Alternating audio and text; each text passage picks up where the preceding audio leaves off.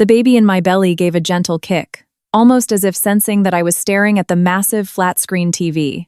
I stood in the VIP waiting lounge on the third floor of an elite maternity clinic in Manhattan, clutching the referral for my scheduled 5-month prenatal checkup. The air conditioning was blasting and shivering slightly. I instinctively wrapped my hands around my noticeably rounded stomach. My appointment was at 3:00 p.m. Just yesterday, Damian Montgomery's executive assistant had sworn up and down that Damian would carve out the time to be here. Naturally, over the past 5 months, that promise hadn't been kept a single time. "Mrs. Montgomery, there are 2 patients ahead of you. You can take a seat and relax for now," the receptionist said, with a warm smile. I nodded. Barely had I sunk into the plush armchair by the floor-to-ceiling window when a ripple of excitement swept through the waiting room. "Look, it's the CEO of Montgomery Enterprises. Oh my God, it is Damian Montgomery. He's getting married. The bride is Scarlett Sterling, the one who just won the Golden Globe." The voices washed over me like a tidal wave. I lifted my head. The enormous screen covering the wall opposite the waiting area usually looped educational videos on pregnancy or clinic advertisements. But right now, it was broadcasting a live feed from a major entertainment news network. The panning camera focused on a blindingly white chapel perched on a private coastal estate in Malibu, California. The California sun was so brilliant that the screen seemed to glow from within. A red carpet stretched all the way from a private helipad to the chapel doors. Event staff in matching tailored uniforms stood at attention on either side. A drone camera swept over the Pacific Ocean, revealing no less than 30 luxury yachts anchored in the azure water. Paparazzi with telephoto lenses were clearly visible on several decks. And then, he appeared. Damian Montgomery, wearing a bespoke black Tom Ford tuxedo.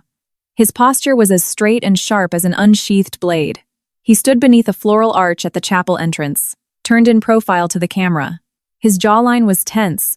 The ocean breeze slightly ruffled his dark hair, but he didn't bother to fix it. Instead, he flicked his wrist to glance at his Rolex. That gesture was agonizingly familiar to me. It was the impatience he always had to suppress. "Damian Montgomery looks absolutely breathtaking today," sighed a young pregnant woman nearby, her eyes glued to her phone. "I heard this wedding cost well over 8 figures, her friend whispered. "Scarlett's dress is custom Dior. The veil alone is 60 feet long. And forget the dress, look at the flowers. Tens of thousands of Ecuadorian roses flown in on a private jet this morning." My fingernails dug into my palms. The camera moved inside the chapel. The organ music, slightly distorted by the clinic's standard TV speakers, sounded a bit tinny. But it was unmistakably the wedding march. Every pew was packed. I recognized several faces that frequently graced the covers of Forbes and Vogue. Irene Montgomery, his mother, sat in the front row wearing a severe, deep-plum Chanel suit. Not a single hair on her head was out of place. She was smiling. I had seen that smile in their Greenwich, Connecticut mansion countless times, regal, appropriate, commanding, yet devoid of the slightest warmth. Then came the bride. Scarlett Sterling, arm in arm with her father, glided slowly down the carpet. The wedding gown was truly a marvel. Cascades of Chantilly lace and diamond dust sparkled blindingly in the sun. The veil obscured most of her face, but you could see the corners of her lips, painted a perfect nude shade, curled into a flawlessly calculated smile. She reached Damian. The minister began the vows. The breaking news ticker at the bottom of the screen sliced into me like a scalpel. Live. Wedding of the century. Montgomery Enterprises CEO. Damian Montgomery weds. Hollywood Queen. Scarlett Sterling. At private Malibu estate. Rumors suggest Sterling is 2 months pregnant. Double the joy. My stomach suddenly seized with a sharp cramp. It wasn't the baby moving, it was a contraction. Mild, but enough to make me double over and grip the edge of the adjacent coffee table. "Mrs. Montgomery, are you all right?" A nurse rushed over. I shook my head, struggling to catch my breath. "I'm fine, it's just a bit stuffy in here." But my eyes remained locked on the screen. The minister's voice echoed from the speakers.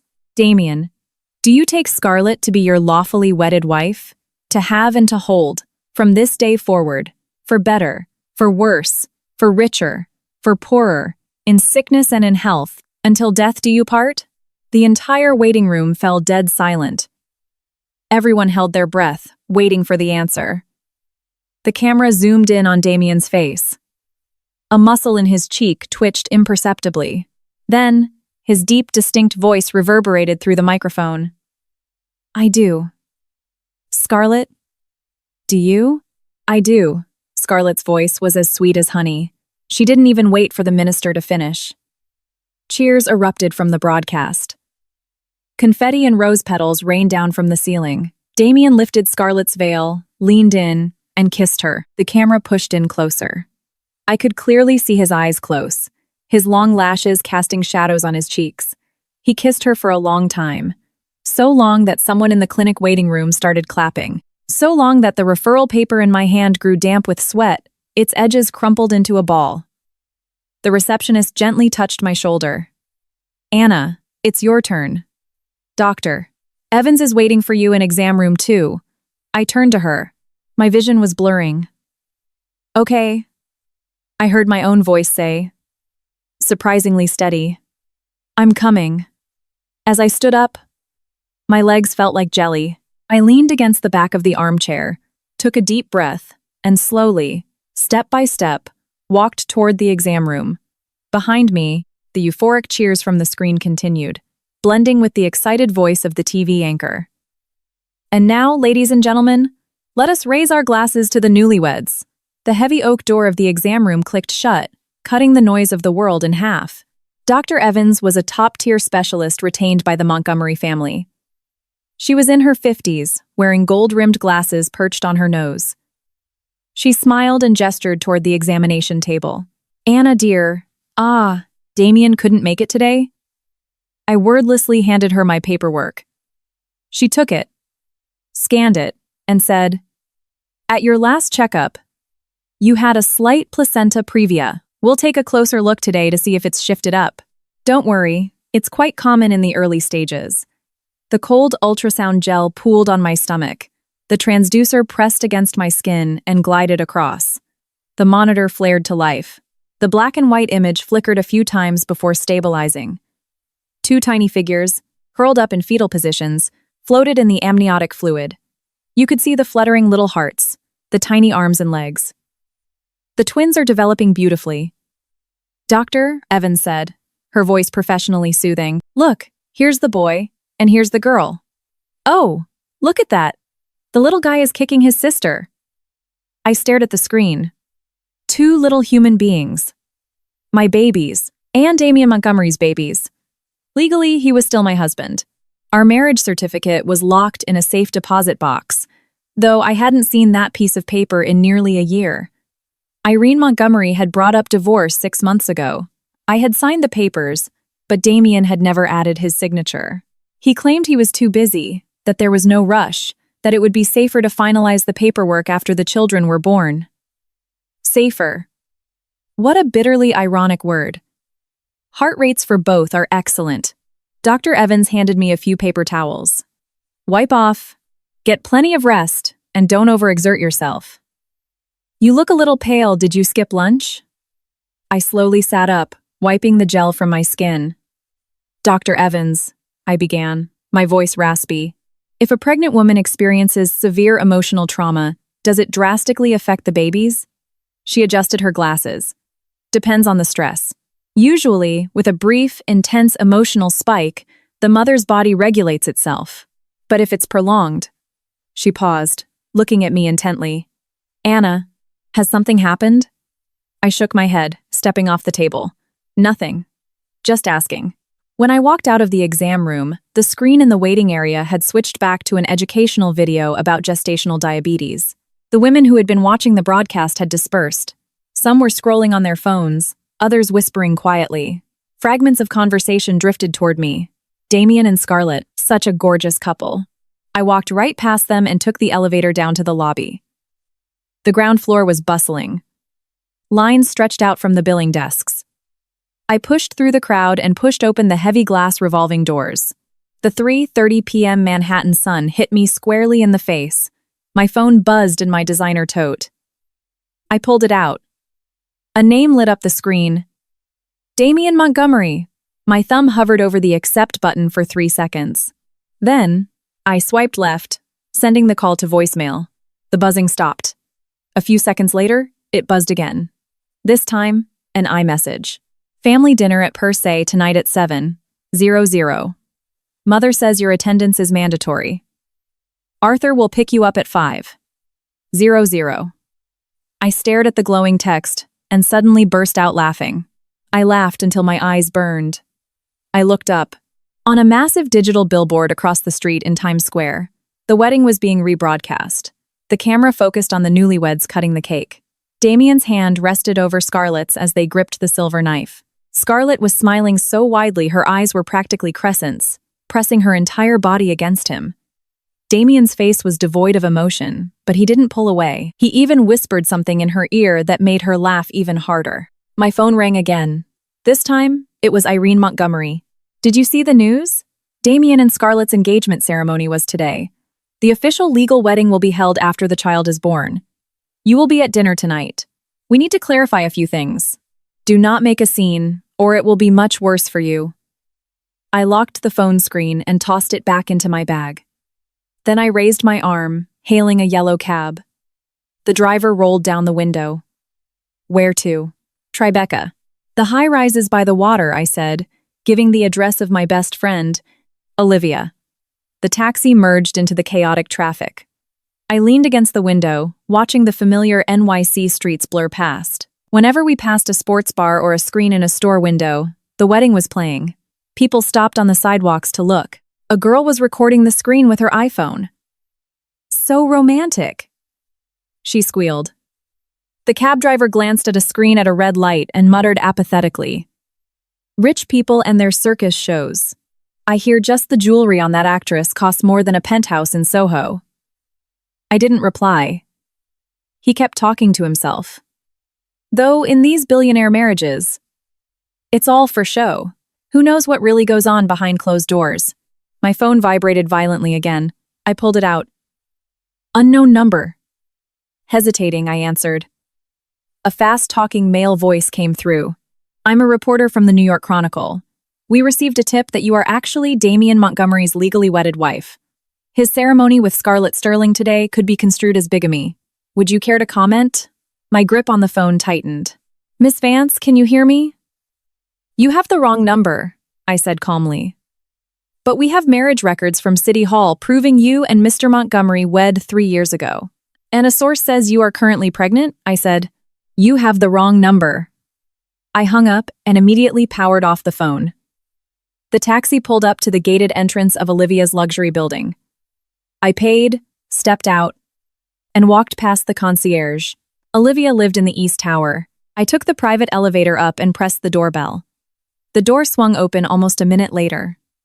Olivia stood there in a silk robe, her hair a messy bun she had clearly just rolled out of bed. Seeing me, she gasped, "Anna?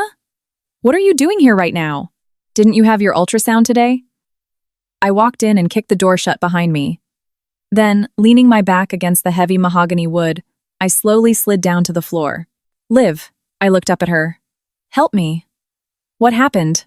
Olivia instantly dropped to her knees and grabbed my hands. "Why are your hands like ice? You're pale as a ghost. Did the Montgomerys do something again?"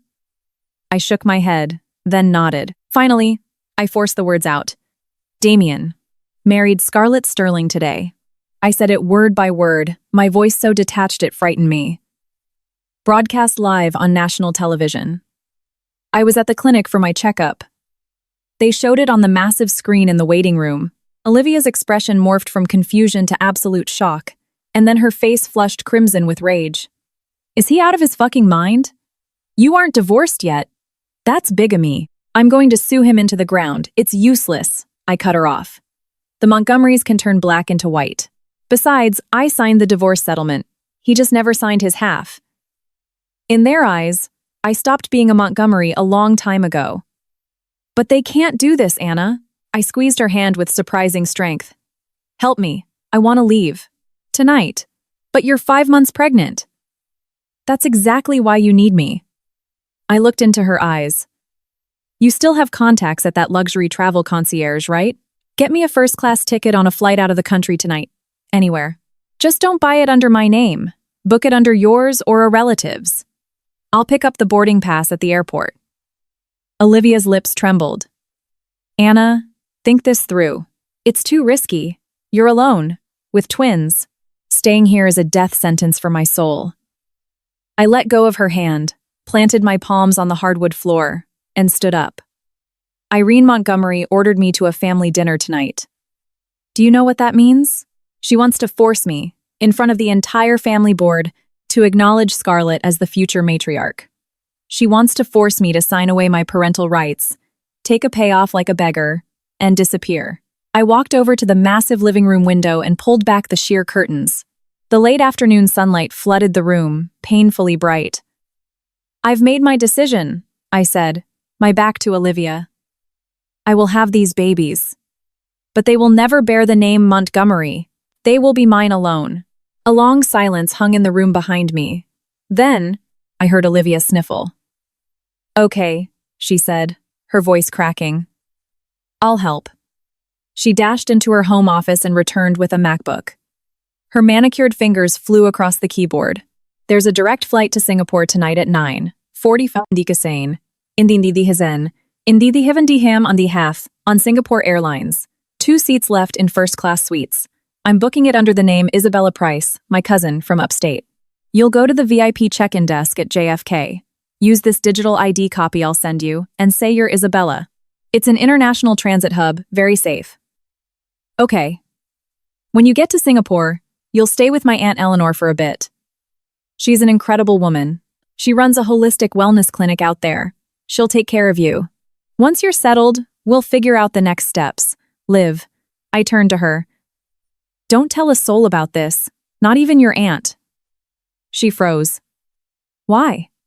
The Montgomerys have a far reach. I walked over to the velvet sofa and sat down, gently stroking my belly. I don't want to implicate anyone. I'll find my own place to stay in Singapore. Don't worry, I have some money, enough to get started. It was the stash I had secretly built over the last 3 years. The monthly allowance Irene had deposited into my account, I hadn't touched a dime of it for luxury goods.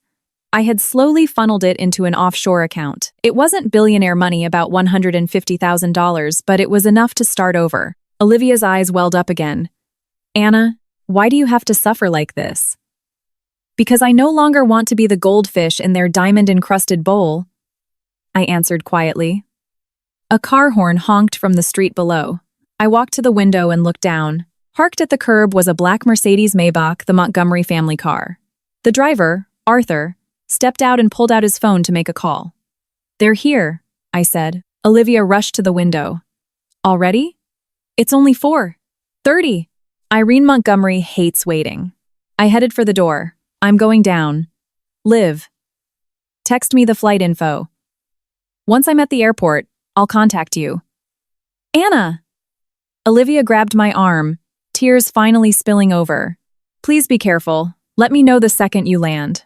I promise. I hugged her tight. Then I opened the door and walked out. As the elevator descended, I stared at my reflection in the mirrored walls.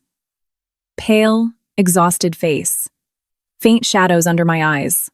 But my eyes were burning like steel forged in fire. Lobby level. I walked out and pushed through the glass doors. Arthur saw me and quickly pocketed his phone. Mrs. Montgomery. Irene requested I pick you up early. Fine. I got into the back seat. The heavy doors sealed shut with a soft thud. The Maybach pulled away from the curb and merged into the heavy evening traffic heading uptown. Arthur glanced at me several times in the rearview mirror, clearly wanting to say something but hesitating. Finally, he cracked. Ma'am, did you see the news today? I did, I replied, staring out the tinted window. A grand wedding. Arthur fell silent. The cabin was filled only by the whisper-quiet hum of the luxury engine. I closed my eyes, mentally counting the days. 5 months, 150 days. Damien Montgomery, Irene Montgomery, Scarlett Sterling. I will remember every single debt you owe me. When I return, I will be the one setting the rules. I didn't make it to the Montgomery dinner. The black Mercedes was driving me, but not toward their Greenwich estate. 3 blocks away from the Michelin-starred restaurant where they were meeting, I tapped the partition glass. Arthur, Pull over here. The driver looked at me in the mirror, confused. Ma'am, we aren't there yet. I don't feel well. I'm going to be sick. I covered my mouth with my hand, muffling my voice. Just for a minute. The massive car smoothly pulled over to the curb. Barely had I pushed the door open when I bent over, mimicking dry heaves. Arthur immediately unbuckled his seatbelt, jumped out, and rushed around the car to help me. Mrs. Montgomery, are you all right? Do you need water? This was my window. I snapped upright, and before Arthur could react, I sprinted toward the open entrance of an underground parking garage just steps away. The clatter of my flats echoed in the concrete cavern. As I ran, I shed my designer trench coat and pulled a pre-packed, dark gray oversized hoodie from my tote bag, slipping it over my head. Mrs. Montgomery! Ma'am! Arthur's shouts echoed behind me. I didn't look back. The parking garage had an exit on the opposite avenue. Sitting right outside was Olivia's unassuming white Honda Civic rental. The moment I threw myself into the passenger seat, Olivia gunned the engine. Seatbelt! Her voice was tense. The car was already peeling away from the curb. I looked out the back window and saw Arthur reach the exit, stop in confusion, and finally pull out his phone in deep frustration. He's calling the Montgomerys right now, Olivia said, aggressively turning the steering wheel to merge into the frantic Manhattan traffic. We need to haul ass to JFK. I dug into my tote, found my powered-off iPhone, rolled down the window, and tossed it straight into the back of a passing sanitation truck. Olivia's eyes went wide. Anything that can track me needs to disappear, I said calmly, pulling a brand new burner phone from my bag. I turned it on and inserted a prepaid SIM card. Liv, are the tickets confirmed? Confirmed. Olivia handed me a manila folder. Boarding pass, digital visa printout, hotel booking for the first night. All under Isabella Price. My Aunt Eleanor will meet you at Changi Airport, but she only knows you as my friend coming to stay for a wellness retreat. Nothing else. I opened the folder. The ID photo was a decent match from a few years ago. I looked thinner then. And my eyes looked different. Back then, they held light. Now, only an icy void. Thank you. I clutched the folder to my chest like a lifeline. The drive to Queens was silent. The setting sun painted the New York skyline in fiery orange and bloody red. The brake lights of thousands of cars bled into one long crimson river on the Van Wyck Expressway. I looked out the window, watching the city where I had lived my entire life fade away. Born here, went to NYU here, met Damien here, had that staggeringly expensive, ice-cold diamond ring slipped onto my finger here.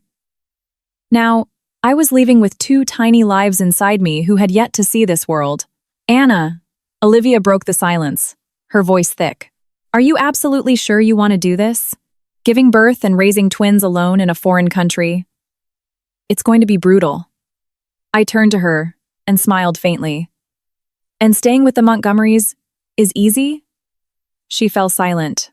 We pulled up to Terminal 4 at JFK. Olivia stopped in the quick drop-off zone, turned, and hugged me fiercely. The second you land, message me. Text me every day. If you run out of cash, tell me. I'll wire it. You've done more than enough. I hugged her back. Liv, for the next few years, don't try to contact me first. If the Montgomerys interrogate you, play dumb. You know nothing. I pulled back and looked at her. Wait until I reach out to you. Pulling a small carry-on suitcase, I walked into the terminal. Inside the suitcase were a few changes of clothes, essential documents, and a bottle of folic acid. Everything else that belonged to Anna Vance, the wife of a billionaire, remained in that luxurious, suffocating penthouse, including the 3-carat flawless diamond engagement ring. I had left it right in the center of Damien's mahogany dressing table. What look would cross his face when he saw it? I didn't know, and I didn't care. Security. Waiting. At 9:45 p.m. The plane took off right on schedule. As the wheels left the tarmac, lifting us into the night sky, I looked out the window at the receding grid of city lights. I gently rested a hand on my belly. Little ones, I whispered. Mommy is taking you to a new world. Monsoon season in Singapore. Stifling and humid. Olivia's Aunt Eleanor turned out to be a warm, middle-aged woman who ran a well-respected holistic clinic in a quiet expat neighborhood. She settled me into a small apartment directly above her practice. 2 rooms, a living area old, but spotlessly clean. Olivia mentioned you came to focus on a healthy pregnancy, and that the environment back home was stressful, Eleanor said, bringing me a bowl of nourishing herbal chicken soup. Live here in peace. If you need anything, just ask. The clinic downstairs doesn't get rowdy. It's perfect for resting. I took the bowl gratefully. Thank you, Aunt Eleanor. Don't mention it. She sat across from me, eyeing my belly. 5 months, twins. Must be heavy. Look how thin you are. Come downstairs every day. I'll check your pulse, give you some acupuncture, build your strength up. And so I stayed in that little apartment in a foreign land. For the first 2 months, I barely went outside. Every day I helped Eleanor in the clinic, sorting herbs, learning the properties of dried roots and leaves. In the afternoons, she treated me. In the evenings, I devoured her extensive library of Eastern medicine and modern wellness texts. My belly grew by the day. By the 7th month, I couldn't see my own feet. One night, deep into the early hours, I was reading propped up against the headboard when a sharp, agonizing cramp twisted my abdomen. My water broke. Gritting my teeth, I grabbed my phone and called Eleanor. She was upstairs in 5 minutes and immediately called an ambulance. On the way to Mount Elizabeth Hospital, the contractions grew violent. I gripped Eleanor's hand so hard my nails nearly drew blood. Breathe. Breathe deeply, she kept repeating, but the tightness in her voice betrayed her fear. Twins. Premature labor at 7 months. I knew the risks. When they wheeled me into the delivery room, I was half delirious from the pain. The blinding surgical lights burned my eyes. The voices of the American-trained obstetricians sounded a million miles away. Push. Push again. I don't know how much time passed, but a baby's cry finally pierced the air. And then, 30 seconds later, a second cry. Congratulations. The nurse brought 2 swaddled bundles over to my face. A boy and a girl. Premature, but their lungs are fighting. They should be just fine. I turned my head and looked at the 2 red, wrinkled little faces. The tears flowed uncontrollably. The boy is Leo, I rasped out. And the girl, Mia. These were the names I had chosen a lifetime ago, lying in the massive king-sized bed in the Montgomery mansion, staring at the crystal chandelier, dreaming of a future. Eleanor, her eyes red, nodded. Beautiful names. I spent the first few weeks postpartum recovering at the clinic. Eleanor cared for me like her own daughter, brewing different restorative broths daily. Because they were early, Leo and Mia spent a month in the NICU. When they finally came home, they were tiny, but fiercely alive. When the twins were 3 months old, I made my first major move. Aunt Eleanor, I want to lease the vacant storefront next to your clinic. I placed a bank card on the table in front of her. This is my savings. About $150,000 US. I want to open a premium maternal and infant wellness center. Eleanor froze. Anna, you're still nursing. Your body hasn't fully healed. I can't wait. I looked at the twins sleeping in their bassinet. I need to build a foundation as fast as possible. Half the money will go to rent and renovations. With the other half, I want to formally apprentice under you and hire certified physical therapists to combine modern postpartum care with traditional methods. She stared at me for a long time and finally sighed. You're a stubborn girl. If I wasn't stubborn, I would have died in the Montgomery penthouse a long time ago.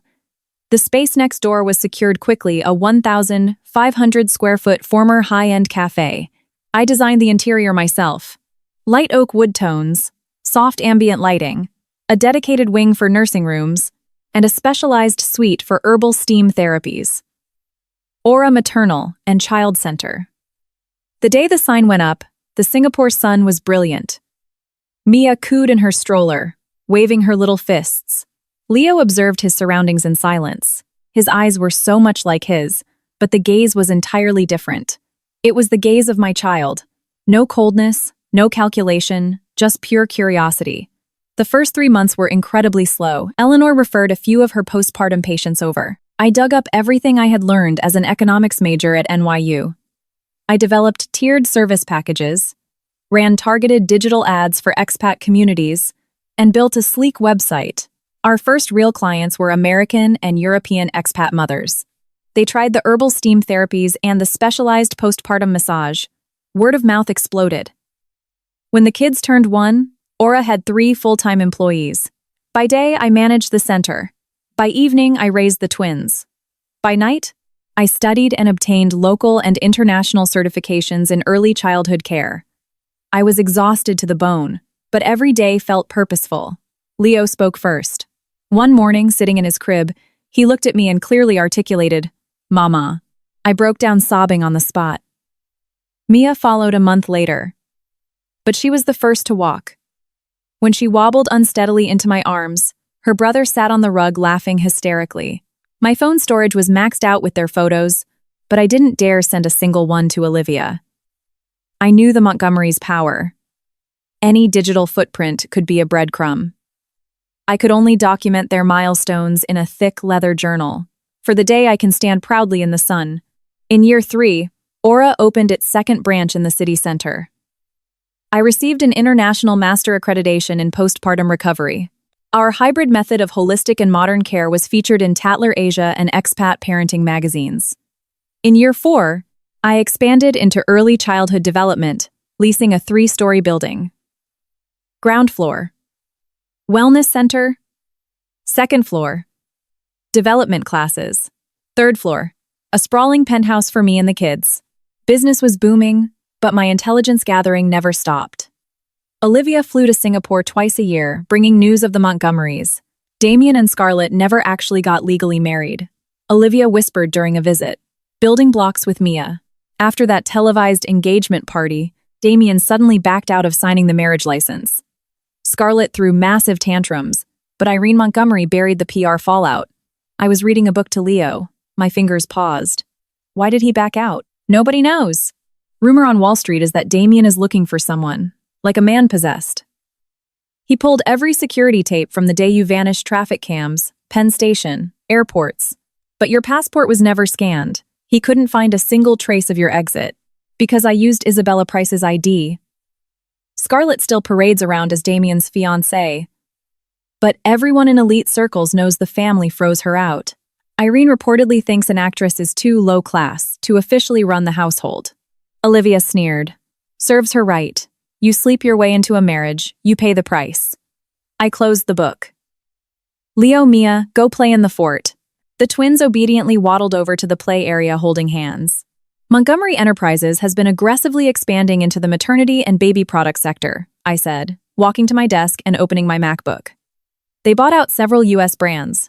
Last year, they launched a luxury maternity hospital network. I opened an encrypted file. I hired private investigators to audit their product quality reports. In 3 separate batches of Montgomery Baby organic lotion, lead levels were off the charts. The data was buried. Olivia rushed over. How the hell did you get this? Money buys ghosts, I answered calmly. The Montgomerys have enemies, corporate rivals looking for dirt. I'm just one of them. Anna, what are you planning? I stared at the Montgomery corporate logo on the screen. The family I once thought I would dedicate my life to. I'm going back, I said. Olivia gasped. Are you insane? Damien is still tearing the country apart looking for you. If you go back. Which is why I need a new status. I pulled a dossier from my safe. Aura is a recognized premium brand in Asia now. I'm planning a highly publicized launch into the US market. I will keep the name Anna Vance, but I will no longer be Anna Vance, the missing Montgomery wife. I will be Anna Vance, founder and CEO of Aura. It's too dangerous, Anna. Live, I interrupted her. I've hidden for 4 years. The kids are 4. They need to know where they come from. Besides, I walked to the window, watching the kids play. Some debts are severely past due. Spring of the 5th year, preparations for Aura's U.S. headquarters in New York officially began.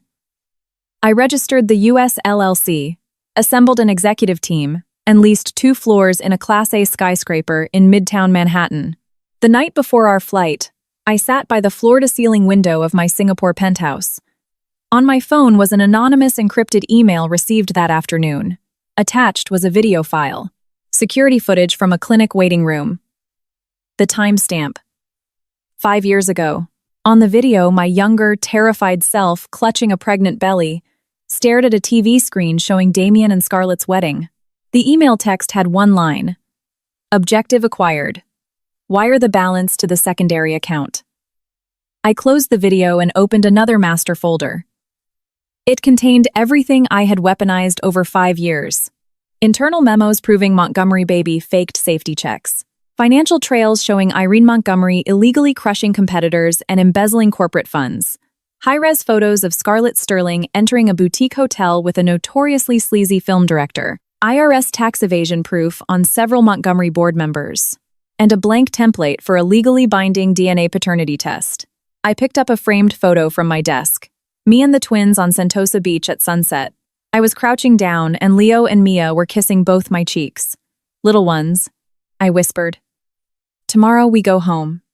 The Singapore skyline glittered like a silent banquet, but I knew the real battlefield awaited me 9,000 miles away, in the concrete jungle I had fled half a decade ago. "Damien Montgomery, I am back. Are you ready for me?" The first-class cabin touched down at JFK at 3:00 p.m.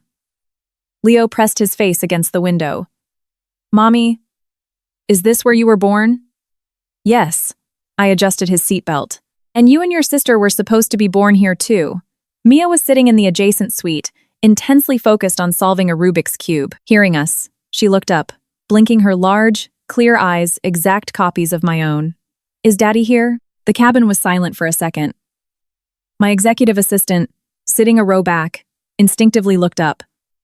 I calmly fixed Mia's collar. "Daddy is very far away. We are going to see Auntie Liv first." "Okay." Mia nodded, entirely satisfied, and went back to her puzzle. For the 4 years of her life, Daddy was just a concept from storybooks. I never intentionally erased him, but I never brought him up either. We disembarked. 5 years of exile vanished the moment my luxury heels hit the terminal floor. The New York air, the aggressive American accents, the familiar towering billboards, it all screamed that I was back. Olivia was waiting at the VIP arrivals lounge.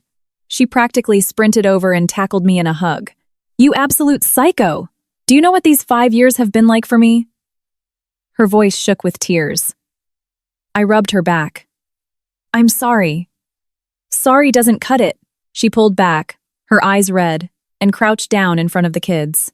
"Leo, Mia, oh my God, you've grown. Give Auntie Liv a hug." Leo was shy and hid behind my leg. Mia bravely threw her arms out. "Hi, Auntie Liv. Mommy showed us pictures of you." "Good girl." Olivia picked Mia up and ruffled Leo's hair. "Let's go. Auntie is taking you for the best pizza in the world." In the back of the hired Escalade heading into Manhattan, Olivia finally settled into business mode. "Tomorrow night is the industry gala. I got the invitations." She pulled out her iPad. "Hosted by the Global Healthcare Commerce Board. Top tier. Every major player in the medical and wellness sector will be there. Damien Montgomery has confirmed his attendance." She swiped to a profile. Here is his trajectory over the last 3 years. Montgomery Enterprises pushed hard into baby products, but growth stalled last quarter. This year, they want to launch Sanctuary, an ultra-luxury maternity center brand. It competes directly with Aura. I stared at Damien's photo on the iPad. The same striking face, deep-set eyes, and freezing gaze. Only now, faint lines creased the corners of his eyes, making his stare even heavier. He had aged, hardened. "Scarlett became the face of Montgomery baby 6 months ago," Olivia continued. "PR blitzed the country. The future matriarch personally guarantees quality. But she and Damien are rarely seen in public. Rumor is Irene forced her to sign an ironclad NDA and prenup. She threw a fit, but they silenced her." I nodded. My eyes drifted to the next name on the guest list. Osborne Health. "Andrew Osborne will be there too." Olivia lowered her voice. "He took over the family healthcare empire 3 years ago. He's been aggressively investing in premium clinics. Last week, he had intermediaries quietly looking into Aura. Do you remember Andrew Osborne, Anna?" "I do." "How could I not? He pursued me relentlessly for 2 years at NYU. When I rejected him for Damien, he moved to London for his MBA, returning years later as a billionaire heir. Small world. Does he know you are the founder of Aura?" "I don't think so. The press lists the founder as Anna Vance from Singapore. He probably thinks it's a coincidence. But tomorrow night, You're using your real name. That's fine, I locked the iPad. If we're meant to cross paths, we will. The SUV pulled up to an ultra-luxury high-rise overlooking Central Park. I had purchased the penthouse through a blind trust months ago. 270-degree views of the skyline, biometric security. Olivia came up with us. Surveying the sprawling living room and the custom-built playroom, she sighed in relief. This is a fortress. The property management group is run by a friend of mine. You're safe here. Thanks, Liv. Don't mention it. She checked her Cartier watch. I have a meeting. I'll pick you up at 5:00 p.m. tomorrow. My glam squad is coming. After she left, I gave the kids a tour. Mia ran from room to room in awe.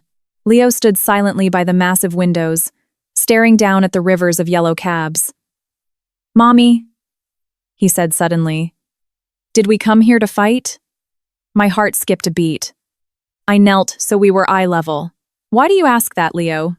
When Auntie Liv was talking, she looked really serious. And when you look at those papers on your computer, you get a line right here. His small finger tapped my forehead between my eyebrows. I took his hand. Leo, Mommy does have some important business to take care of here. But you and your sister just need to play, learn, and grow. Mommy will handle the rest. He looked at me for a long time, then gave a firm nod. Okay, I'll protect Mia. In that moment, in his serious gaze, I saw the undeniable shadow of Damien. I hugged him tight. And Mommy will protect both of you. The next day at 5:00 p.m., Olivia's styling team descended. 2 hours later, I stared at my reflection. An emerald green velvet Tom Ford evening gown. Simple cut, but it hugged my waist flawlessly. My hair was styled in a sleek, low chignon. Modest pearl drop earrings. The makeup was understated, except for the sharp, smoky emphasis on my eyes. That was the part of me that had changed the most. The submissive, terrified Anna Vance died 5 years ago in front of a clinic TV. The woman standing here was the CEO of Aura. Flawless. Olivia circled me. When Damien sees you, his jaw is going to hit the floor. Mia ran out of the hallway and hugged my leg. Mommy, you look like a queen. Leo followed, wearing a tiny custom tuxedo.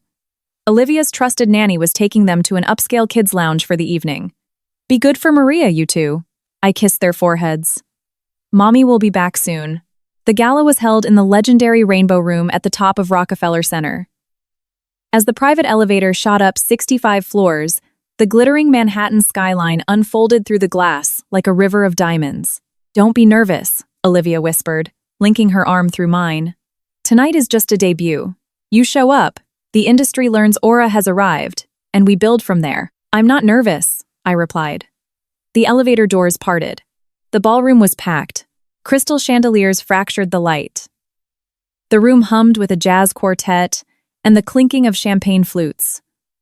Waiters in white coats glided through the billionaires and power brokers. The moment we stepped in, a balding executive approached. Olivia! It's been ages. Mr. Davis, wonderful to see you, Olivia smiled, stepping aside. Please meet Miss Anna Vance, founder and CEO of Aura Maternal Wellness. Anna, this is Richard Davis of Vanguard Capital. Miss Vance, so young and already making waves in Asia. Davis shook my hand, his eyes lingering on my face. Have we met before? You look remarkably familiar. I just have one of those faces. I smoothly retracted my hand with a polite smile. We exchanged pleasantries. More guests approached. Olivia had built her PR firm into a powerhouse and knew everyone. Soon, I had a dozen heavy-stock business cards in my clutch. Anna? A soft male voice called from behind. I turned. Standing 2 steps away was Andrew Osborne, holding a flute of Dom Perignon. He had matured beautifully since NYU. The eyes behind his expensive, bespoke glasses were still kind, but they now held the sharp edge of a corporate titan. Mr. Osborne. I extended a hand. I've heard great things about your takeover of Osborne Health. He shook my hand, holding it a second longer than necessary. It really is you. I heard the founder of Aura was Anna Vance from Singapore. I thought it had to be a coincidence. Small world. I withdrew my hand. He studied me openly, without hiding his admiration. You've changed, Anna. 5 years is enough to change anyone. You two know each other? Olivia chimed in perfectly. We went to NYU undergrad together. Andrew smiled. Anna was the queen of the economics department. The line of guys trying to ask her out stretched out to Washington Square Park. You're exaggerating. I took a glass of sparkling water from a passing tray. I needed absolute clarity tonight. As we spoke, a ripple of hushed silence started at the entrance and washed over the room. I didn't need to turn around to know who had arrived. Only one man carried that kind of gravitational pull. Damien Montgomery. Olivia instinctively squeezed my arm. I patted her hand lightly, continuing my conversation with Andrew without missing a beat. I read about the new luxury women's clinics. Osborne Health is backing. Aura has proprietary tech integrations for postpartum physical therapy. Perhaps we could schedule a meeting to discuss synergies. Absolutely. Andrew's eyes flicked past me to the entrance. Damien Montgomery just walked in. Shall we go say hello? No rush. I took a sip of my water. It's a long night. Despite my words, I felt a stare burning into my spine like a laser. The sound of heavy, expensive dress shoes clicking against the marble floor grew louder. The crowd naturally parted like the Red Sea. I finally turned around. Damien Montgomery stood 3 feet away. He wore a charcoal Brioni suit, no tie, the top button of his crisp white shirt undone. The 5 years had left their mark, not aging him, but forging him into something colder, harder. His jawline was sharper. He looked like a weapon that had finally drawn blood. He stared at me. His eyes swept over my face, down my gown, and snapped back to my eyes. The storm in his gaze was chaotic. Shock, utter confusion, disbelief, and finally, a dark, bottomless intensity. Anna, he breathed out. His voice was deeper, rougher than I remembered. Mr. Montgomery. I smiled pleasantly and raised my glass an inch. Long time no see. The air in our radius turned to ice. Every CEO and socialite nearby held their breath. Who in this room didn't know the scandalous lore of the missing Montgomery wife 5 years ago? Who didn't know Damien had spent millions utilizing private military contractors to hunt for her? And here she was, glowing, powerful, casually chatting as if she had just returned from a spa retreat in the Hamptons. Damien took a step forward. The familiar scent of Tom Ford Oud Wood hit me. 5 years he hadn't changed his cologne. Where the hell have you been? He asked. His voice so low the words seemed ground between his teeth. Singapore, I answered effortlessly. Started a business. It's doing quite well. And how are you, Damien? I see Montgomery Enterprises is thriving. Congratulations. He stared at me, searching my face for any crack in the armor, any hint of the terrified girl he knew. He found none. I had changed from the marrow outward. His Adam's apple bobbed. When did you get back? This afternoon.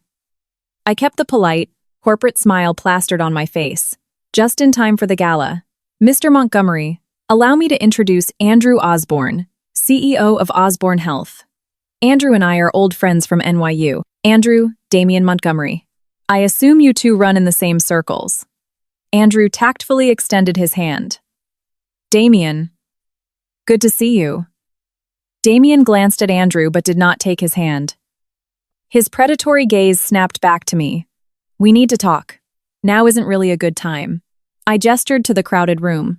I'm here representing Aura. We should maintain professional boundaries. Perhaps another time? Have your assistant call my office. Anna. He stepped into my personal space, mere inches away. Do not play this game with me. My smile vanished. The temperature dropped. Mr. Montgomery. I looked him dead in the eye. We are at a public industry event. Please maintain your composure. I believe we have no personal matters left to discuss. No personal matters? He let out a dark, humorless chuckle, as if I had just told a hilarious joke. You are my legally wedded wife. You vanish off the face of the earth for 5 years, show up at a gala, and tell me we have no personal matters? Gasps echoed from the eavesdroppers. Olivia went pale and opened her mouth, but I silenced her with a look. I calmly placed my water glass on a passing waiter's tray. The clink of the glass was sharp. Legally wedded wife, I repeated, my voice not loud, but carrying absolute authority. You seem to have forgotten that 5 years ago, I signed the divorce settlement. And while you may have conveniently neglected to countersign, we have lived apart for half a decade. Irreconcilable differences are legally established. I have already instructed my legal team to file a formal, contested divorce suit in the state of New York. The papers will be served to your corporate counsel on Monday morning. Damien's face instantly darkened to a thunderous storm. You want a divorce? Isn't that what you and Irene always wanted? I tilted my head, feigning innocence. I'm merely fulfilling the family's wishes. Without giving him another second, I turned back to Andrew. Andrew, regarding that joint venture we discussed, I have a detailed pitch deck. I'll have my team courier it to your Hudson Yards office tomorrow. Andrew watched me with a mix of awe and deep respect. Excellent. I'll look out for it. I nodded to him, linked arms with Olivia, and said smoothly, Liv, let's go greet the senator. I heard his wife just had her second child. She might be interested in our elite postpartum suites. We turned our backs on the most powerful man in the room and walked away. 10 steps away, I still felt his gaze burning a hole through my velvet dress. Olivia's hands were shaking. Anna, are you okay? I'm perfectly fine, I replied quietly. This is just the appetizer. For the rest of the evening, Damien didn't take his eyes off me, but I didn't spare him a single glance. I networked, shook hands, and pitched. At the organizer's request, I even took the stage for a 5-minute impromptu keynote on Aura's vision for maternal tech. The applause was thunderous. As I descended the stage stairs, I saw Damien leaning against a marble pillar, a tumbler of scotch in his hand. He wasn't drinking, he was just watching me. His eyes held a chaotic mix of rage, loss, and something I had never seen in him before, panic. The gala wrapped up at 10:00 p.m. Olivia went to the valet to get the SUV. I waited under the grand awning of Rockefeller Center. The New York autumn wind was biting. I pulled my silk shawl tighter. Footsteps approached from behind. Anna. I didn't turn around. Damien stepped up beside me. The scent of scotch mixed with cedarwood. The baby? He asked. My heart contracted painfully, but my face remained carved from ice. Why would you ask about that, Mr. Montgomery? When you left 5 years ago, you were 5 months pregnant. His voice was wrecked, gravelly. Did you give birth? I finally turned to look at him. I did. A flash of intense light sparked in his eyes. But that has absolutely nothing to do with you, I cut him off brutally. They are my children, mine alone. Anna! He grabbed my wrist. The grip was so tight my bones ached. Those are my children. I have a right. A right? I barked a laugh, violently yanking my arm free. Damien Montgomery, what right do you have? 5 years ago, when I was waddling into a clinic for my 5-month ultrasound, you were throwing a multi-million-dollar wedding with an actress, broadcasting it for the entire world to see. You had the right to make me a global laughingstock. He froze, struck dumb. You had the right, when I needed you the most, to ignore my calls.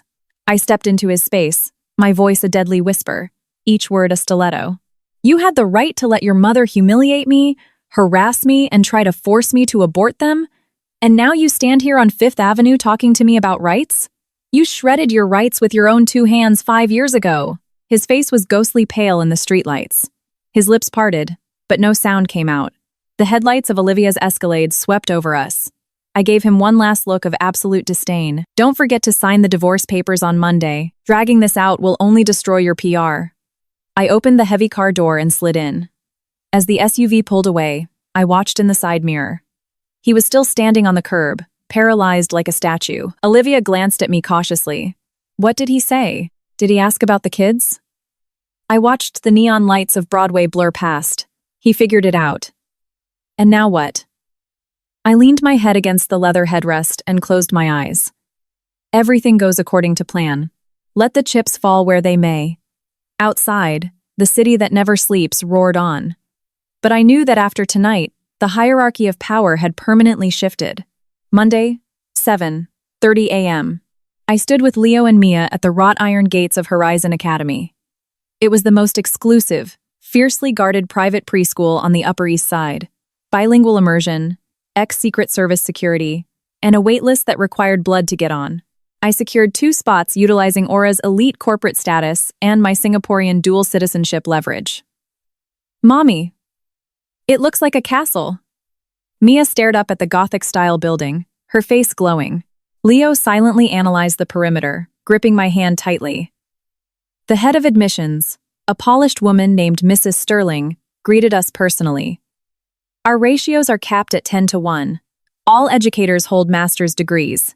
Our curriculum integrates STEAM, fine arts, and emotional intelligence metrics, she explained as we walked the marble halls. Miss Vance, rest assured, our parents are high-profile individuals. Discretion and safety are paramount. Paramount. I glanced at a line of armored Range Rovers idling outside but said nothing. The onboarding was smooth. Leo and Mia were placed in the Starlight class. Their lead teacher was a vibrant young British woman named Chloe. The kids adapted instantly.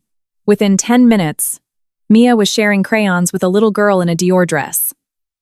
Leo sat quietly in the reading nook, methodically turning the pages of an encyclopedia. They are remarkable children, Mrs. Sterling noted. Especially your son. His focus is off the charts. Thank you. I checked my watch. I'll have my driver pick them up at 4:00 p.m. If anything happens, call my personal cell immediately. Barely had I stepped out of the academy when my phone rang. It was my high-powered Manhattan divorce attorney, Miss Vance. The divorce petition was served to Montgomery Enterprises' legal department. They rejected it. They claimed Damien Montgomery must review it personally. Then send a process server to his Greenwich estate, I said, getting into my car. Make it highly visible. Keep the receipt. Understood. Regarding the custody clause, are you certain you want to stipulate that the father voluntarily waives all visitation and parental rights forever? A New York family judge might view that as overly punitive. File it exactly as I drafted it, I said, buckling my seatbelt. He doesn't deserve them. I headed straight to the new Aura U.S. headquarters in Midtown. The offices were still receiving final touches, but the executive C-suite was fully operational. At the 9:00 a.m. strategy meeting, my CMO reported on the gala fallout. 7 major VC funds had requested pitch meetings. 3 elite private hospital networks wanted exclusive partnerships, including Osborne Health. Prioritize Andrew Osborne, I instructed, reviewing the projections. He's reliable. Sealing a joint venture with Osborne Health gives us instant legitimacy on the East Coast. Got it. The CMO hesitated. Also, Montgomery Enterprises' VP of Marketing called this morning, requesting a sit-down with you. The boardroom went dead silent. Reason? I asked. Claimed they want to discuss industry synergies. I snapped my portfolio shut. Tell them my calendar is booked for the quarter. If they want a dialogue, tell them to submit a formal public proposal. After the meeting, I stood by my corner office window, looking down at the crawling traffic of Fifth Avenue. The city hadn't changed. Everyone rushing, clawing for the top. 5 years ago, I was a victim of this city. Today, I was the predator. My phone vibrated. Caller ID, Horizon Academy. I answered instantly. Chloe, what's wrong? The British teacher sounded panicked. Miss Vance, Leo had an altercation with another boy in the class. The other boy's mother is already here and, well, she's highly upset. Could you come immediately? I'm on my way. When I arrived at the principal's office, I didn't even have to open the door to hear the shrill, entitled voice screeching inside. What kind of savage child is this? At 4 years old, he's throwing punches? Who the hell raised him? I pushed the door open. Leo stood rigidly next to Chloe. His little suit jacket was slightly rumpled. His jaw clenched, but his back was ramrod straight. Opposite him, a chubby boy was bawling his eyes out, clinging to the hem of an impeccably dressed woman. The boy had a faint, red scratch on his cheek. I recognized the woman instantly. Scarlett Sterling. Even hidden behind oversized Celine sunglasses and a silk scarf, that haughty posture and the designer ensemble were unmistakable. Hearing the door, she whipped around. She pulled her sunglasses down her nose, her eyes widening in pure shock. You? I completely ignored her and walked straight to Leo. I crouched down to his eye level. Leo, tell me what happened. Seeing me, Leo's tense shoulders dropped a fraction. Mommy. He tried to rip Mia's toy away and shoved her to the ground. I told him to apologize. He said no and called Mia a bad word. So I shoved him. Shoved him? Scarlett shrieked. My son's cheek is bleeding, and you call it a shove? He attacked him.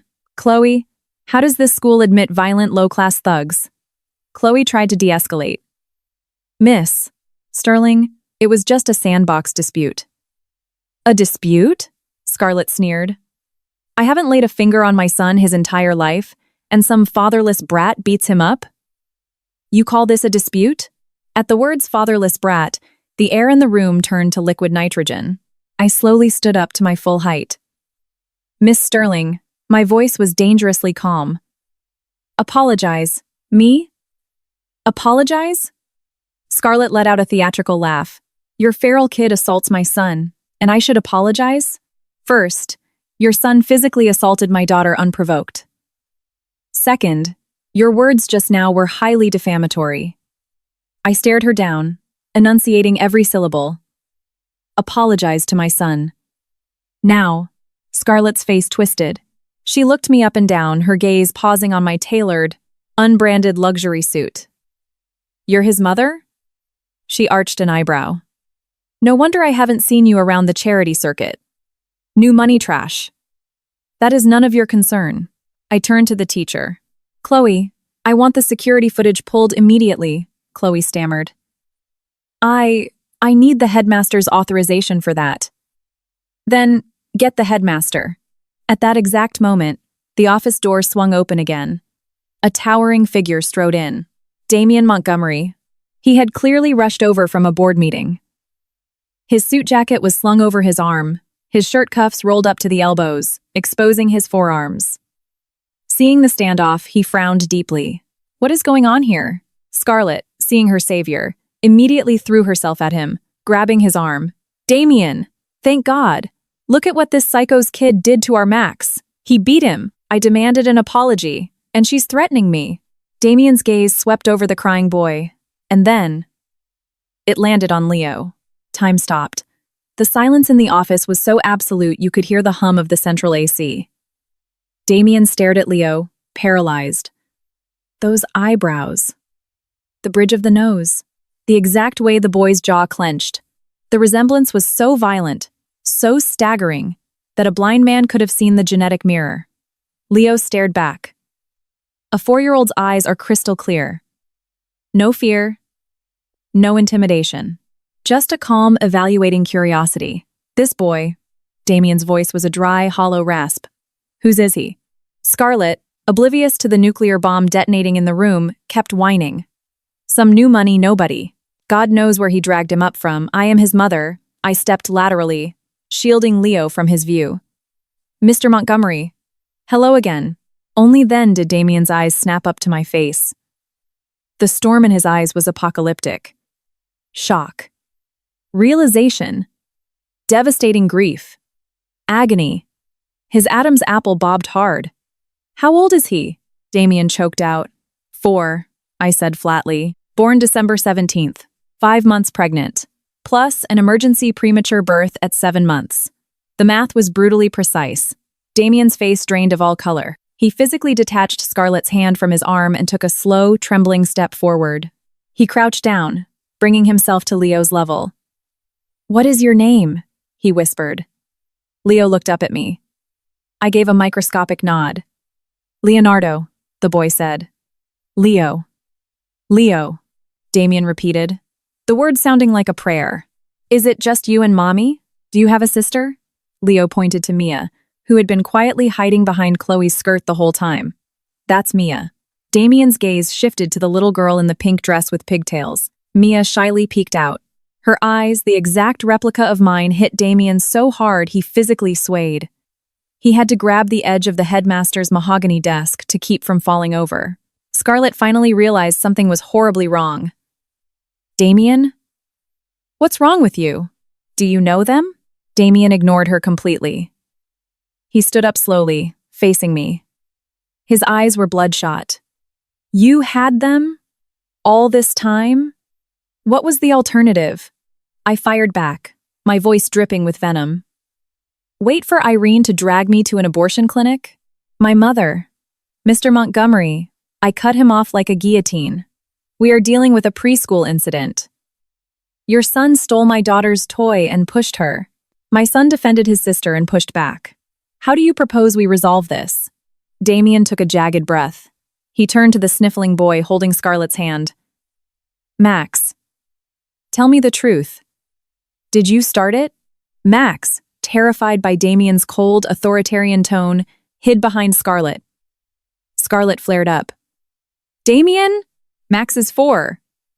What does he know? Even if he pushed first. It's just kids playing. That boy hit him hard. I am asking you a question. Damien glared at the boy. Did you push the girl first? Max burst into fresh tears. Yes, I just wanted her doll. Apologize, Damien commanded. Scarlett couldn't believe her ears. Damien, apologize, Damien repeated, his voice radiating corporate menace. To the girl you pushed, and to the boy you insulted. Max, sobbing hysterically, turned to Leo and Mia. I'm sorry. It's okay. Mia squeaked softly. Leo said nothing, looking up at me. Leo, I said softly. He apologized. Your turn. Only then did Leo look at Max.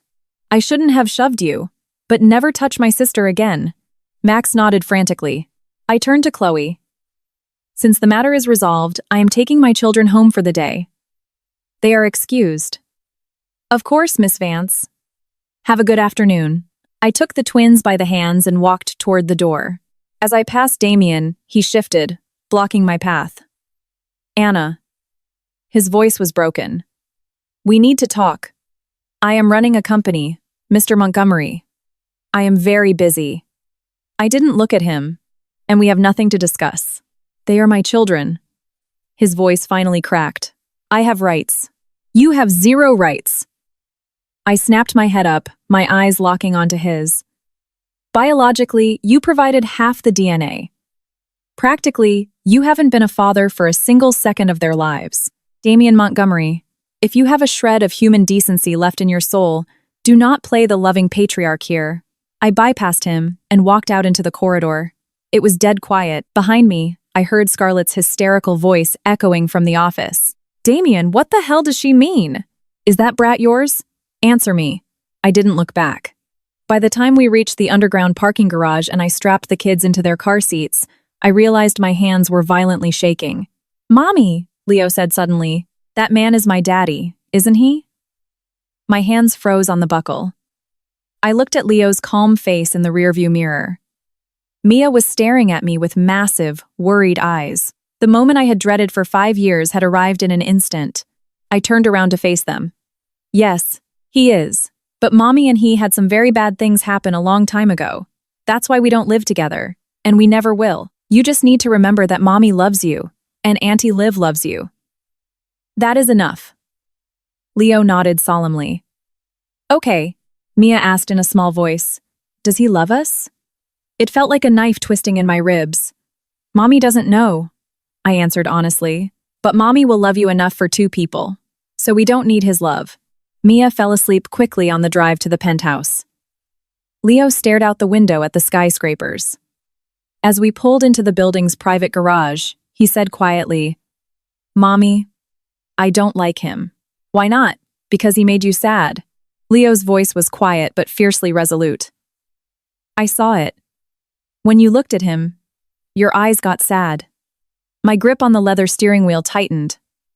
A 4-year-old. Already so perceptive. Leo, I said softly. Mommy was sad once. A long time ago. But now Mommy has you, and Mia, and Aura. I'm not sad anymore. Good.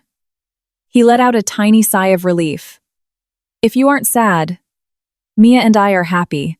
Once we were upstairs and the kids were down for a nap, I stepped out onto the penthouse terrace and called Olivia. Anna, what happened? Damien saw them at the school, I said, staring out at the Manhattan skyline. Silence on the line. And? He knows. I closed my eyes. Scarlett was there too. It was a bloodbath. Oh my God. What's the play? We accelerate. I opened my eyes, locking onto the distant spire of the Montgomery Enterprises skyscraper. Is the package ready? Ready. I have the unedited 4K security footage from the clinic. The chain of custody on the Montgomery baby lead poisoning documents is bulletproof. And I found Scarlett's former personal assistant. She signed an affidavit. She'll go on the record saying Scarlett orchestrated the paparazzi photos of you with your old college friend 5 years ago to frame you for cheating, paid for by Irene Montgomery. Perfect, I said. Wait for my signal to drop the bomb. I hung up. A second later, the burner phone rang. Unknown number. Anna. Damien's voice was hoarse, desperate. I need to see you. I'm busy. 10 minutes, he pleaded. I'm downstairs in front of your building. I walked to the edge of the terrace and looked down the 60 stories. A black Bentley was idling on Central Park South. Damien was leaning against the door, holding his phone, looking straight up at my tower. The New York dusk was settling in.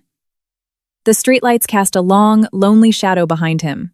But my heart didn't feel a single tremor. Wait there, I hung up. I changed into a sharp blazer and took the private elevator down to the lobby. Pushing through the revolving doors, the crisp evening wind hit my face. Damien straightened up immediately. Are they asleep? He asked. Yes, they are beautiful. His voice cracked. They look like you. And me. I said nothing. He stared at me, a hurricane of emotion in his eyes. These 5 years, it must have been hell raising them alone. It was fine, I replied coldly. Easier than living in the Montgomery estate. A muscle in his jaw jumped. Anna. He took a step forward. For what happened? I owe you an explanation. I don't need one. I took a step back, maintaining a rigid perimeter. If you came here to dig up the past, we're done. Besides the divorce proceedings, there is nothing left to say. What about the kids? His volume spiked. They are my flesh and blood. I have rights. What rights? I lashed out. 5 years ago, when you humiliated me in front of the world, did you think about your rights as a father? When your mother locked me in a room and tried to force me to drink abortifacients, did you say a single word to defend me? Damien Montgomery, what goddamn right do you have to demand anything from me now? His face was ashen in the NYC streetlights. I didn't know. His voice shook violently. I swear to God, Anna, I didn't know you were pregnant. My mother never told me. And the wedding, she forced me. She threatened to jump off the roof of the corporate headquarters if I didn't marry Scarlett to secure the Sterling Media merger. And so what? I laughed, though hot tears finally pricked my eyes. So I was the sacrificial lamb? I was supposed to carry your children while watching you say your vows to another woman on a jumbotron? Anna. Don't blame your mother for everything, Damien. You are a grown man. You are a CEO. You had a choice. And you chose the path that protected your empire and your convenience. He shook his head frantically, wanting to speak, but the words choked in his throat. I wiped my eyes and took a deep, steadying breath. The divorce suit is filed. You will not get custody. A New York judge will look at 5 years of abandonment and your mother's documented abuse, and they will laugh you out of court. If you have any brains left, sign the settlement, and we walk away quietly. Quietly. The words seemed to gut him. Anna, how can we possibly walk away quietly? Then we go to war, I said. Ice in my veins. But the result won't change. I am not the naive girl you could manipulate 5 years ago. If you want a bloodbath, I'm ready. I turned on my heel to walk back into the lobby. Wait, he yelled, his voice echoing off the luxury high-rises. Just let me see them. I am their father. I stopped, but didn't turn around. Once the divorce is finalized, we will talk about it, if they want to see you. As the glass doors shut behind me, I heard a heavy, sickening thud. Damien had punched the hood of his Bentley. Once. Twice. I didn't look back. Riding the elevator up, I stared at my cold reflection. This was just the prologue, Damien. I will make you bleed for every tear you made me shed. Wednesday, 10:00 a.m. My cell rang. Mrs. Sterling from Horizon Academy. Miss Vance? I'm so sorry to interrupt your morning. A man came to the school today, claiming to be Leo and Mia's father. He brought an attorney and demanded we allow a DNA swab for a paternity suit. We refused, citing our security protocols, but he was highly aggressive. I gripped the edge of my mahogany desk. Damian Montgomery? Yes. He said if you don't consent, he's filing an emergency court order to force the test. How would you like us to proceed? I'm coming. When I pulled up to the academy, Damian was sitting on a leather sofa in the headmaster's office. Next to him stood a shark in a $5,000 suit, holding a briefcase, his litigator. Mrs. Sterling looked incredibly relieved when I walked in. Damian looked up. He looked atrocious. His eyes were bloodshot, a heavy shadow of stubble on his jaw. He clearly hadn't slept in days. Anna, he stood up. We need to handle this. We have nothing to handle. I dropped my Birkin on the desk. Mrs. Sterling, my deepest apologies for this circus. I assure you it won't happen again. Anna, Damian raised his voice. Are they mine or not? I need a definitive answer. An answer? I turned to face him. Damian, you already know the answer. If you didn't know they were yours, would you be bringing a legal shark to a preschool? You just want a piece of paper to leverage your way into their lives. It is my legal right, he yelled. The office went dead silent. The lawyer and the principal held their breath. I looked at him, and suddenly, I found it hilarious. 5 years ago, I meant nothing to him. He didn't even know I was carrying his heirs. Now, he's foaming at the mouth fighting for parental rights. Fine, I nodded sharply. You want a test? You get a test. He froze, clearly expecting a protracted legal battle. But on my terms, I continued. First, the swab happens in a neutral medical facility, in my presence.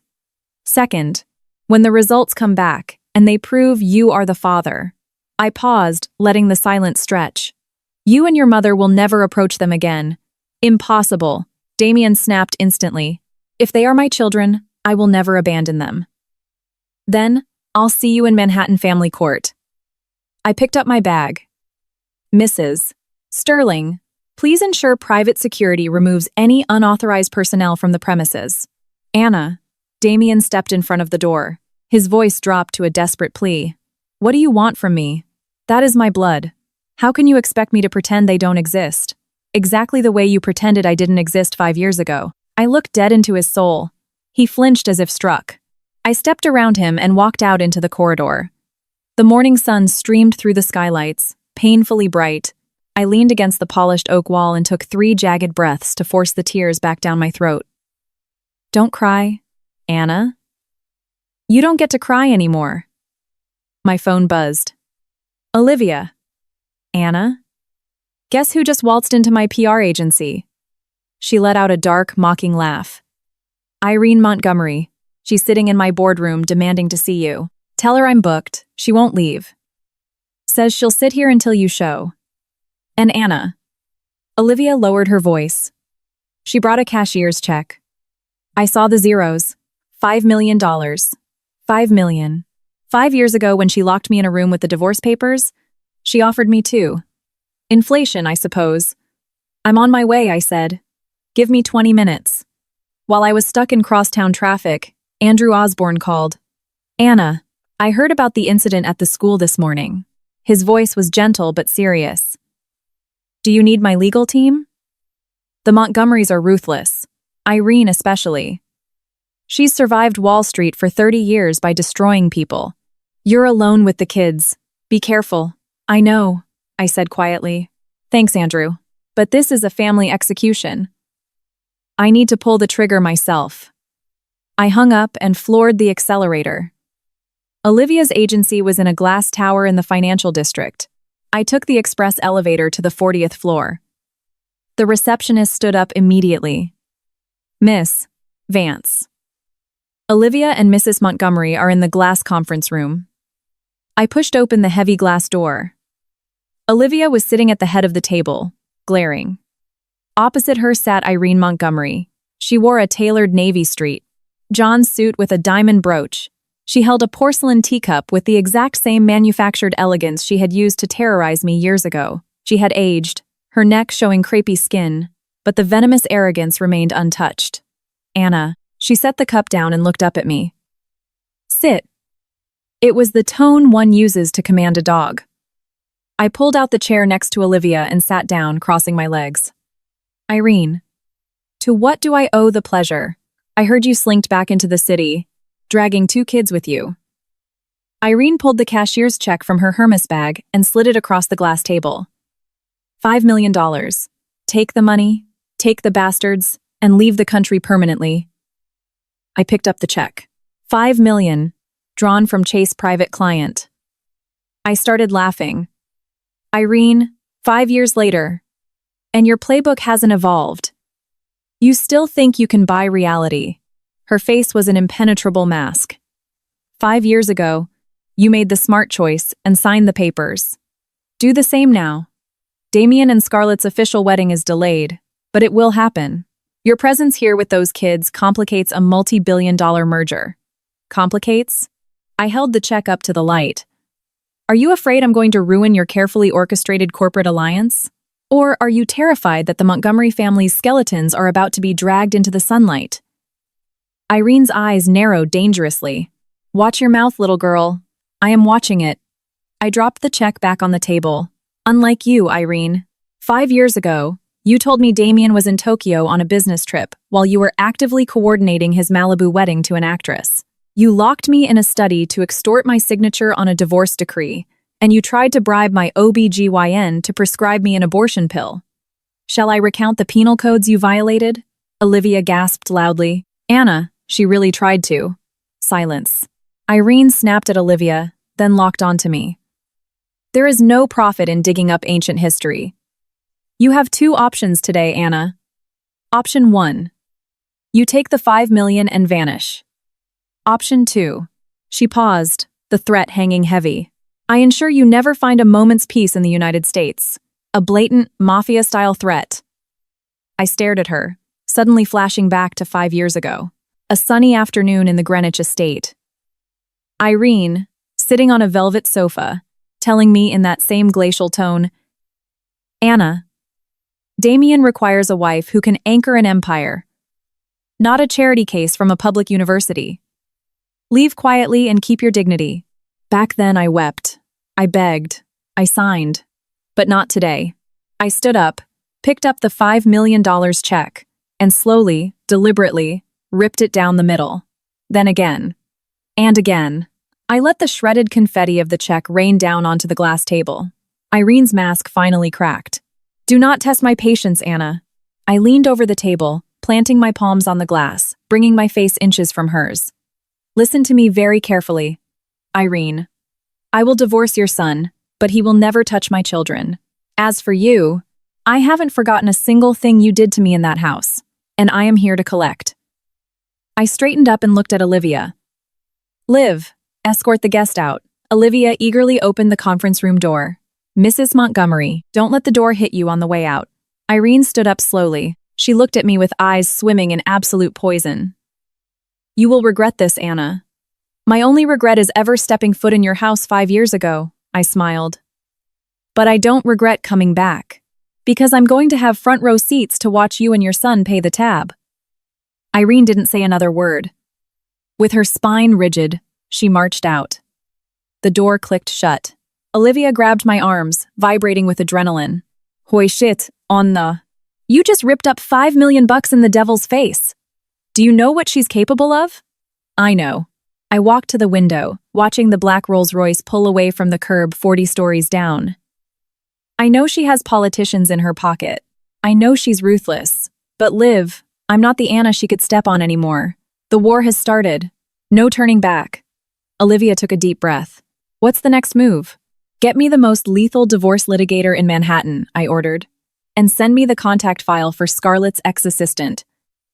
It's time to turn the lights on. Later that afternoon, a process server handed me a manila envelope. Damien had filed an emergency injunction in family court, demanding a court-mandated DNA test to establish paternity. Olivia shattered a coffee mug in the office break room. The absolute audacity. He's suing you? Anna, we fight this to the Supreme Court.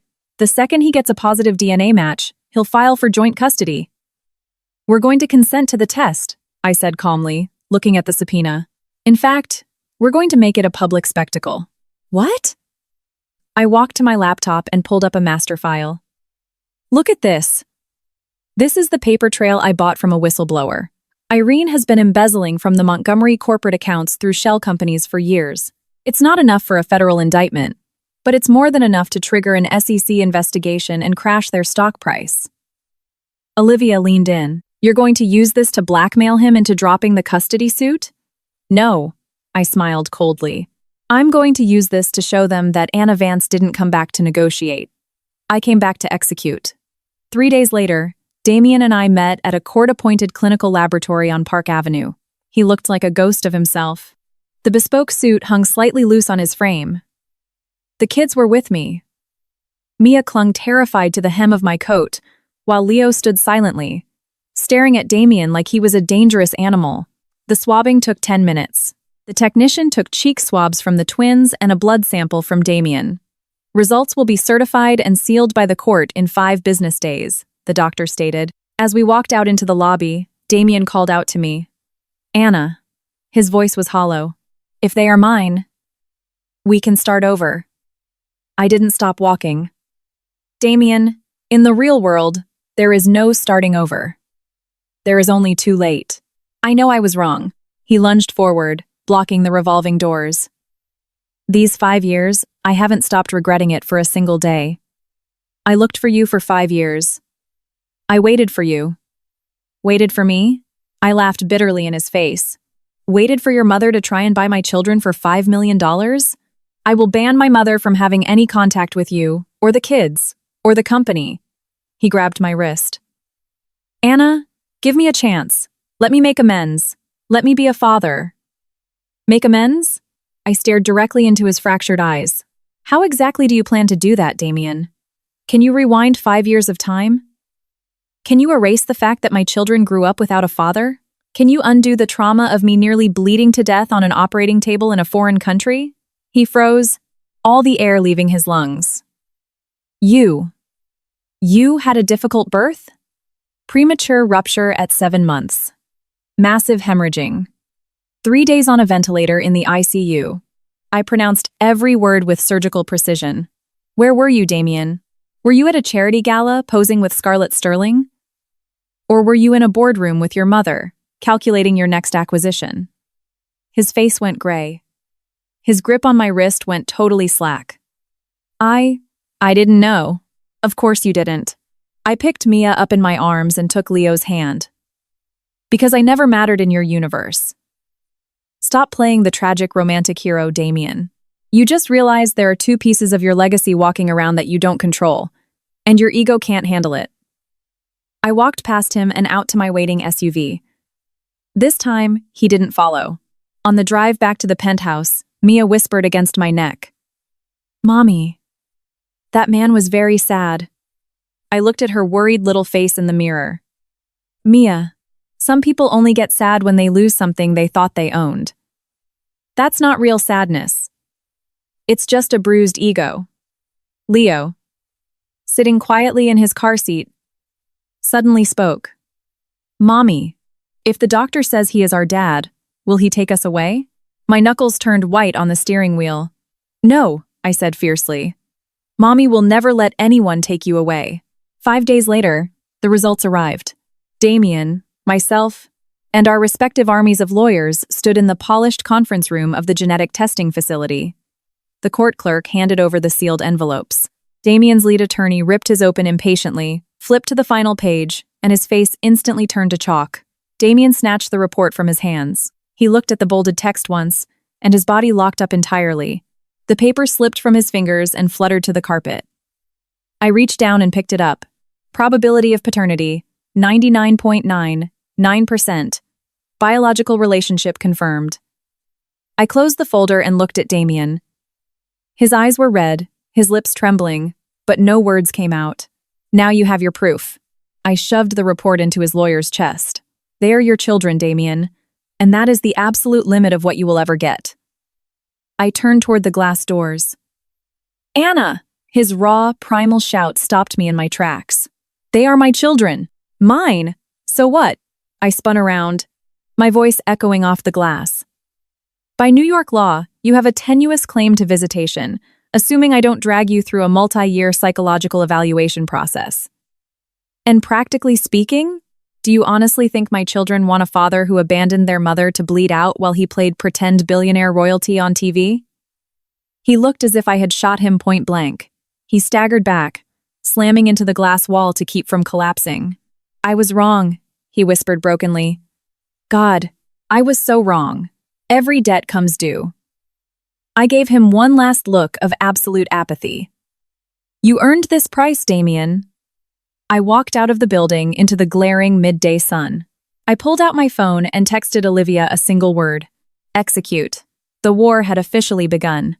Friday 2:00 p.m. The Grand Ballroom of the Plaza Hotel. The U.S. launch strategy press conference for Aura was packed to the gills. Invitations had gone out to the Wall Street Journal, Forbes, major healthcare investors, and competitors. Everyone who was anyone was in that room. In the green room backstage, a makeup artist was powdering my nose. Olivia was pacing with an iPad, reviewing the run of show. Okay, 5-minute opening keynote. Then we dropped the brand sizzle reel. Then the live signing of the joint venture with Osborne Health. Everything is locked in. She paused, lowering her voice. Damien Montgomery is here, 3rd row, center right. Just him and his general counsel. I adjusted my diamond earring in the vanity mirror. He didn't bring security to cause a scene? No. If there's a scene, it's better for the headlines. I smiled a razor-sharp smile. It'd be a shame if there wasn't. The woman in the mirror wearing a stark white Alexander McQueen power suit, hair pulled into a severe bun, eyes lined sharply was unrecognizable from the girl who used to hide in the corners of the Greenwich estate. At exactly 2:00 p.m., I walked out onto the stage. A wall of camera flashes blinded me. The room was standing room only.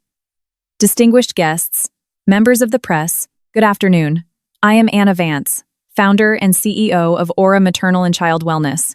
The opening speech was concise and lethal. I outlined Aura's philosophy, our proprietary physical therapy tech, and our aggressive expansion roadmap for North America. The room was highly receptive, erupting into applause when Andrew Osborne joined me on stage to formally sign a $50 million joint venture contract. Then came the sizzle reel. The massive LED screen behind me showed our luxury clinics in Singapore, our Harvard-trained medical staff, the high-end equipment, warm lighting, inspiring acoustic music. A flawless corporate presentation. But when the reel ended, the house lights didn't come back on. I stepped back to the center of the stage. The microphone gripped in my hand. Thank you for reviewing our brand vision. However, today, taking advantage of this incredible platform, I have one additional announcement to make regarding corporate accountability in the maternal health sector. The ballroom went dead quiet. I looked to the 3rd row, center right. Damien Montgomery sat there, his posture rigid, his dark eyes locked onto me. 5 years ago, I fled this city. I began slowly, my voice amplified by the massive sound system. At the time, I was 5 months pregnant. I went alone to my scheduled ultrasound at a Manhattan clinic, and it was on that very day, on the television in the waiting room, that I watched a live broadcast of a wedding. The wedding of my legal husband, the CEO of Montgomery Enterprises, Damien Montgomery, and the actress Scarlett Sterling. A collective, deafening gasp ripped through the ballroom.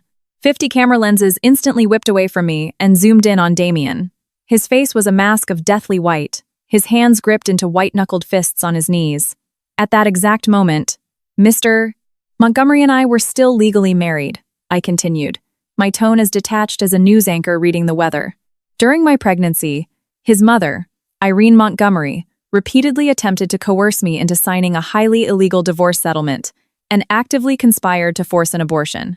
Over the past 5 years, while I was building Aura from the ground up in Asia and raising premature twins alone, I clicked a remote in my hand. The massive screen behind me switched from the Aura logo to a grainy but unmistakable security camera video. The timestamp read 5 years ago. The location: VIP Waiting Lounge. On the video, a young, pale woman clutching her pregnant stomach stood staring at a wall-mounted TV. And on the TV, Damien and Scarlett were exchanging a passionate kiss at the altar. The clip was only 30 seconds long, but it was a tactical nuke. Chaos erupted. Journalists were shouting, flashing photos, recording on their iPhones. Damien's lawyer jumped up, grabbing Damien's arm. But Damien violently shoved him off. Anna! Damien's voice carried over the din, raw and desperate. Is this really what you want to do? I stared him down and clicked the remote again. The screen flashed to a new slide. Scanned corporate documents, internal emails, supply chain manifests. Red circles highlighted toxic heavy metal reports, forged FDA compliance dates, and the batch numbers of contaminated raw materials. Over the last 5 years, Montgomery Enterprises, under the direction of Irene Montgomery, aggressively acquired brands in the baby care sector. My voice boomed, slicing through the noise like a hammer. But in their blind pursuit of shareholder profit, they systematically falsified safety data. Displayed behind me are leaked internal audits for 3 distinct batches of Montgomery Baby organic lotions. Lead levels exceeded federal safety limits by 30 times. Yet, due to fraudulent compliance reporting, these toxins were placed on the shelves of American grocery stores. This is slander, Damien's lawyer screamed, pointing at the stage. We will sue you for defamation. Be my guest. I looked down at him with utter contempt. I have already submitted the unredacted hard drives to the FDA, the SEC, and the New York Attorney General's office. Oh, and one more thing. I clicked the remote a final time. A high-res scan of a bank transfer receipt filled the screen. This is a digital copy of a cashier's check for $5 million. It was presented to me 5 days ago by Irene Montgomery, an attempted bribe to permanently disappear from the country with Damien Montgomery's biological children. I ripped the check in half, but the bank trail is forever. The ballroom exploded into absolute pandemonium. Damien stood frozen, staring at the screen, then at me, looking like a man whose reality had just shattered. He didn't know. His mother had been orchestrating this shadow war behind his back. I am not standing on this stage to play the victim. I lowered the clicker, sweeping my gaze across the stunned billionaires and frantic journalists. I am here to issue a statement of fact. A woman facing systemic abuse and corporate corruption does not have to remain silent. A mother, protecting her children, is the most lethal force on earth. I look directly at Damien, and those who commit atrocities in the dark will eventually be dragged into the light to pay the bill. I gave a sharp, professional bow. For 3 seconds, there was stunned silence. Then, a tidal wave of applause and shouting broke out. Olivia sprinted onto the stage, flanked by private security, and ushered me toward the wings. Reporters surged the stage like zombies. Miss Vance, have you filed for full custody? Is the SEC already raiding Montgomery Enterprises? Are you pressing criminal charges against Irene Montgomery? I answered nothing. Surrounded by bodyguards, we rushed through the service corridors and out the service exit of the plaza. Olivia was hyperventilating with adrenaline, gripping my hand. Holy shit, Anna! Did you see his face? Oh my god, that was legendary! I leaned against the concrete wall of the loading dock, exhaling a breath I felt like I'd been holding for 5 years. My hands were shaking. Liv, where are the kids? Safe. My head of security has them locked down in the penthouse. Olivia checked her phone. You cannot go home right now. The paparazzi will be swarming your lobby. We go to my place. As we speed-walked toward Olivia's waiting Escalade, a black Bentley suddenly swerved into the alley, blocking our path. Damien threw his door open. He had lost his suit jacket. His tie was gone, his shirt collar ripped open, his eyes completely bloodshot. He marched toward us like a man possessed. Olivia's security team immediately stepped up, hands on their concealed holsters, but I gently touched the lead guard's shoulder, waving him back. Anna. Damien stopped 3 feet from me. His chest heaved. You can hate me. You can destroy me. But why nuke the entire corporation? That company is my father's life's work. I am not destroying the corporation. I looked at him with ice-cold pity. Your mother destroyed it. And you did. If you had found the spine to say one word in my defense 5 years ago, if you had told me the truth about the merger and the fake wedding, if you had acted like a man, a husband, and a father, I said, my words falling like heavy stones. None of this would be happening. He shook his head slowly. Tears. Actual tears. Something I had never, ever witnessed from this ruthless Wall Street titan spilled over his lashes and tracked down his face. I didn't know. He choked on a sob. I swear to God, Anna, I didn't know what she did with the lead reports. I didn't know how badly you were suffering during the pregnancy. I didn't know she tried to force an abortion. He reached a hand out, begging, Anna, please, give me a chance to fix this. It's too late, I said softly. The second you said I do on that altar, Damien. It was permanently too late. I walked around him and got into the Escalade. Anna! He screamed at the tinted glass. The kids. Please, just let me see the kids. My hand rested on the door handle. I didn't look back. When the dust settles, if they ask to see you. The heavy SUV accelerated out of the alley. In the side mirror, I saw him drop to his knees on the filthy concrete, his head in his hands. Olivia looked at me, her eyes wide. Anna, are you going to regret this? No. I closed my eyes. Liv, do you really know how I survived those 5 years? I do. No, you don't. I opened my eyes, watching the neon lights of Times Square flash by. When I was hemorrhaging in the delivery room in Singapore, the surgeon asked me who to save, me or the babies. Before I passed out, I said, the babies. When I woke up in the ICU with tubes down my throat, there was no one there but a nurse. When Leo was 3 months old, his fever spiked to 104. I ran through a monsoon down the street carrying him because I couldn't get a cab. The ER doctor said it might be meningitis. I spent the entire night on my knees outside the isolation ward, praying to a God I didn't believe in. My voice was flat, devoid of theatrics, but Olivia was already openly weeping. Then, when I launched Aura, local competitors tried to crush me. They poached my staff, started rumors that I was a high-end escort laundering money. I crawled through broken glass for 5 years to get to this stage today. And it wasn't so some billionaire heir could say, let me fix it. I turned to look at her. I am here to prove to the world that Anna Vance does not need anyone's charity to rule her own life. Olivia wiped her face and nodded fiercely. And you proved it. My phone rang. Andrew Osborne. Anna. I saw the live stream. His voice was heavy with awe and caution. That was a tactical nuclear strike. The Montgomery board is not going to take this lying down. Do you need my legal team? My PR crisis firm? Not yet, I said. But I do have a favor to ask. Name it. Tomorrow morning, Montgomery stock is going to freefall on the NYSE. I stared out the window.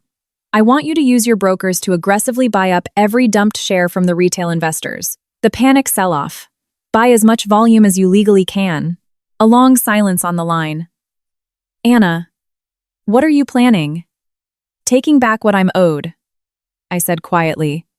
5 years of my youth and my blood are buried in the foundation of Montgomery Enterprises. It's time I collect the interest. When we finally pulled into the secure garage of my building, the kids were sitting on the thick Persian rug in the living room, building a massive Lego tower. Mia dropped her blocks and sprinted over, hugging my legs. Mommy, we saw you on the big TV. You look so pretty. Leo walked over and looked up at me with those serious, dark eyes. Mommy, you look tired. I knelt down and pulled them both into my arms. I'm not tired. I kissed the top of their heads. Mommy did something very important today. What did you do? Mia asked. I showed the people who were mean to Mommy that they aren't allowed to be mean anymore. Leo furrowed his brow, thinking deeply. Then me and Mia will protect you now. My throat tightened painfully. Okay. That night, after tucking them into bed, I sat at my home office desk and opened my MacBook. The internet was a war zone. Number Damien, Montgomery, bigamy. Number Montgomery baby poison. Number Irene Montgomery bribe. Number Scarlett Sterling audio 6 of the top 10 trending topics on X, formerly Twitter, were related to my press conference.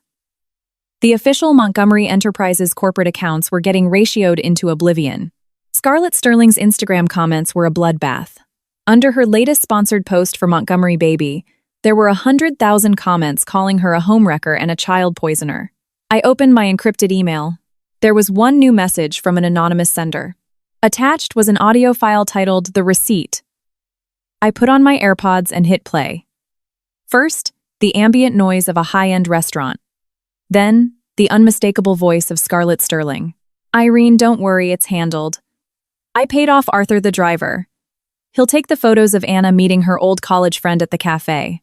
He knows how to angle the lens so it looks like they're kissing. Then, the chilling, aristocratic voice of Irene Montgomery. Make sure it's untraceable. Anna is a parasite on this family.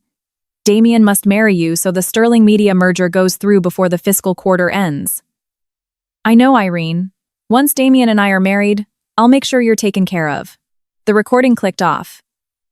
I saved the file to a secure cloud drive and replied to the sender with one word. Received. Outside the floor-to-ceiling windows, the city that never sleeps hummed with electricity. I knew that when the sun rose tomorrow, the empires of several untouchable people would burn to the ground. And this was only the beginning. Saturday, 8:00 a.m. A frantic phone call from Olivia woke me up. Anna! Check the news right now. Scarlett Sterling is the #1 trend in the world. Still half asleep, I unlocked my phone. X was exploding. Hasson Scarlett Sterling leaked audio. #2 Irene Montgomery framed daughter-in-law. #3 Montgomery stock crash. I clicked the top link. A burner account had posted a long thread overnight. 5 years ago, I was Scarlett Sterling's personal assistant. Today, I'm telling the truth. Attached was the exact audio file I had received the night before. Within hours, the post had 50 million views. The internet had mobilized. Oh my God, this is premeditated conspiracy. Irene and Scarlett framed the pregnant wife to steal the company. Damien Montgomery is a blind idiot for marrying that sociopath. Irene Montgomery belongs in federal prison. Evil witch. I kept scrolling. The fallout was catastrophic. Major luxury brands were publicly terminating their endorsement contracts with Scarlett. Montgomery Enterprises had issued a panicked boilerplate press release. The company is cooperating with authorities regarding allegations of misinformation. We retain the right to pursue legal action against defamation. Nobody was buying it. The top comment read, "Are you filing a police report against yourselves?" I locked the screen and walked into the kitchen to make espresso. The kids were already sitting at the kitchen island, eating pancakes Olivia's nanny had made. Leo pointed at the massive flat-screen TV mounted on the wall. "Mommy, they're talking about you." I glanced at CNBC. The anchor was reporting live from outside the Montgomery Enterprises headquarters on Wall Street. A mob of furious parents and investigative journalists were barricading the entrance, holding signs that read, "Jail corporate poisoners and refund our health." Montgomery Enterprises shares are in freefall this morning, the anchor reported. Pre-market trading halted after the stock plummeted 22%. Market cap has contracted by nearly $2 billion in 3 hours. I watched the chaos with absolute clinical detachment. Olivia walked into the kitchen, holding a mug of black coffee. Irene Montgomery had a massive heart attack at 3:00 a.m., she said quietly. Ambulance rushed her to Mount Sinai. Damien is there now, she sneered. Karma's a bitch. I didn't say a word. I walked to the window and looked out over Central Park. The sky was an oppressive, bruised gray. A massive storm was rolling in from the Atlantic. At 10:00 a.m., Andrew Osborne called. Anna. Montgomery stock is down 25%. As requested, my brokers scooped up 3% of the outstanding float from retail panic sellers. He paused. But I don't understand the strategy. 3% won't even get you a seat on the board of directors. Not today it won't, I replied. Andrew, keep buying. Drain the float. If you need more liquidity, I will wire the funds. Where are you getting this kind of capital, Anna? I didn't spend the last 5 years baking cookies, I said smoothly. And Irene Montgomery owes me a very specific debt. A heavy silence on the line. Anna, be careful. The Montgomerys are bleeding, but they are an apex predator. If you trap them in a corner, they will lash out with everything they have. I know, I said. But I've been waiting for this exact moment for half a decade. I hung up, changed into a sharp trench coat, and turned to Olivia. Liv, Watch the kids. I have an errand to run. Where are you going? The hospital. Mount Sinai Hospital. The ultra-exclusive VIP cardiology wing. When the elevator doors opened, a half-dozen Montgomery private security guards were blocking the hallway. Seeing me, they tensed up, stepping forward to form a wall. But my own security detail, 2 ex-Mossad operators Olivia had hired, stepped up, staring them down. "Step aside," I commanded. The Montgomery guards hesitated, looking at each other, but ultimately parted. I walked to the corner suite and pushed the heavy door open. Irene Montgomery lay in the hospital bed, an IV drip in her bruised hand, an oxygen cannula under her nose. Her face was the color of old parchment, but her eyes were still as sharp and venomous as a rattlesnake. Damien was sitting in a chair by the window, his head in his hands. Hearing the door, he shot up. "Anna, what are you doing here?" "Paying my respects to the matriarch." I walked in and placed a grossly expensive basket of orchids on the side table. After all, she did offer me $5 million. It's the polite thing to do. Irene glared at me, her chest heaving violently beneath the hospital gown. You have the audacity to show your face here? Why wouldn't I?" I pulled up a chair and sat down, crossing my legs. "Irene, did you happen to catch the trending audio on Twitter this morning?" Her vitals monitor spiked rapidly. "It's a deepfake. Slander. I will bury you in litigation." "A lawsuit?" I laughed, a bright, chilling sound in the sterile room. "I think you need to figure out how you're going to explain the falsified FDA documents to the Department of Justice first. Oh, and the corporate embezzlement. You thought cooking the books through those Cayman Island shell companies was flawless, didn't you? Pity I have the ledgers." Irene's pupils dilated in sheer terror. "How? Where did I get the ledgers?" I finished her sentence. "Because your most trusted CFO, Mr. Harrison, has a son who got into some massive gambling debt in Macau 2 years ago. I bailed him out. In return, Harrison gave me an insurance policy." Damien looked at me in disbelief, then snapped his gaze to his mother. "Mom, corporate embezzlement? Is this true?" Irene's lips trembled. She couldn't form a single word. "Since the CEO is out of the loop, allow me to brief you." I stood up, adjusting my coat. "Over the past 5 years, your mother siphoned roughly $80 million from the corporate reserves. $30 million went to funding Scarlett Sterling's vanity film projects to maintain the media illusion. $20 million seed-funded a bogus tech startup for Irene's nephew. The rest? Probably paying for this VIP hospital suite." "Mom." Damien's voice broke, devastated. "Tell me she's lying." Irene squeezed her eyes shut. 2 humiliated tears rolled down her wrinkled cheeks. It was a full confession. Damien staggered backward, hitting the wall. The foundation of his entire reality had just collapsed. I looked at him without a microgram of pity. "Do you understand now, Damien?" My voice was quiet, deadly. "Your supposed dynasty, your so-called duty to the family name, it was all an impeccably staged fraud. Your mother was willing to commit federal felonies to control the board and force you to marry a sociopath. And you?" I paused. "You were just her obedient, spineless puppet." "No." He shook his head frantically. "Anna, no. Whether it's true or not, you have to live with it." I walked to the door and stopped, not looking back. "The divorce decree has been expedited for a judge's signature. The hearing is Monday. Regarding the twins, when the dust settles, if they explicitly ask to see you, I will allow supervised visitation, but on one absolute condition. You and your mother will never, ever interfere in my life again." I walked out, letting the heavy door click shut behind me. Through the wood, I could hear Irene's muffled, raspy sobbing and Damien's agonizing shouts, but it was no longer my problem. Riding the elevator down to the lobby, my phone buzzed. Olivia again. "Anna, look at CNN. Scarlett Sterling just called an impromptu press conference." I pulled up the live feed. Scarlett, stripped of all her glamorous makeup, wearing a plain gray sweater, was sobbing hysterically into a cluster of microphones. I was coerced. Irene Montgomery threatened to destroy my career in Hollywood if I didn't comply. I love Damien. I truly love him. Everything was orchestrated by Irene. I was just a victim of her manipulation. The press pool erupted. Sterling, you claim you were coerced. But 5 years ago, you actively conspired to ruin a pregnant woman's life. In the audio, you don't sound like a victim. Are you throwing Irene Montgomery under the bus to save your endorsements? Scarlett wailed loudly, shaking her head, unable to answer the barrage of questions. Her PR reps frantically pulled her away from the podium, cutting the feed.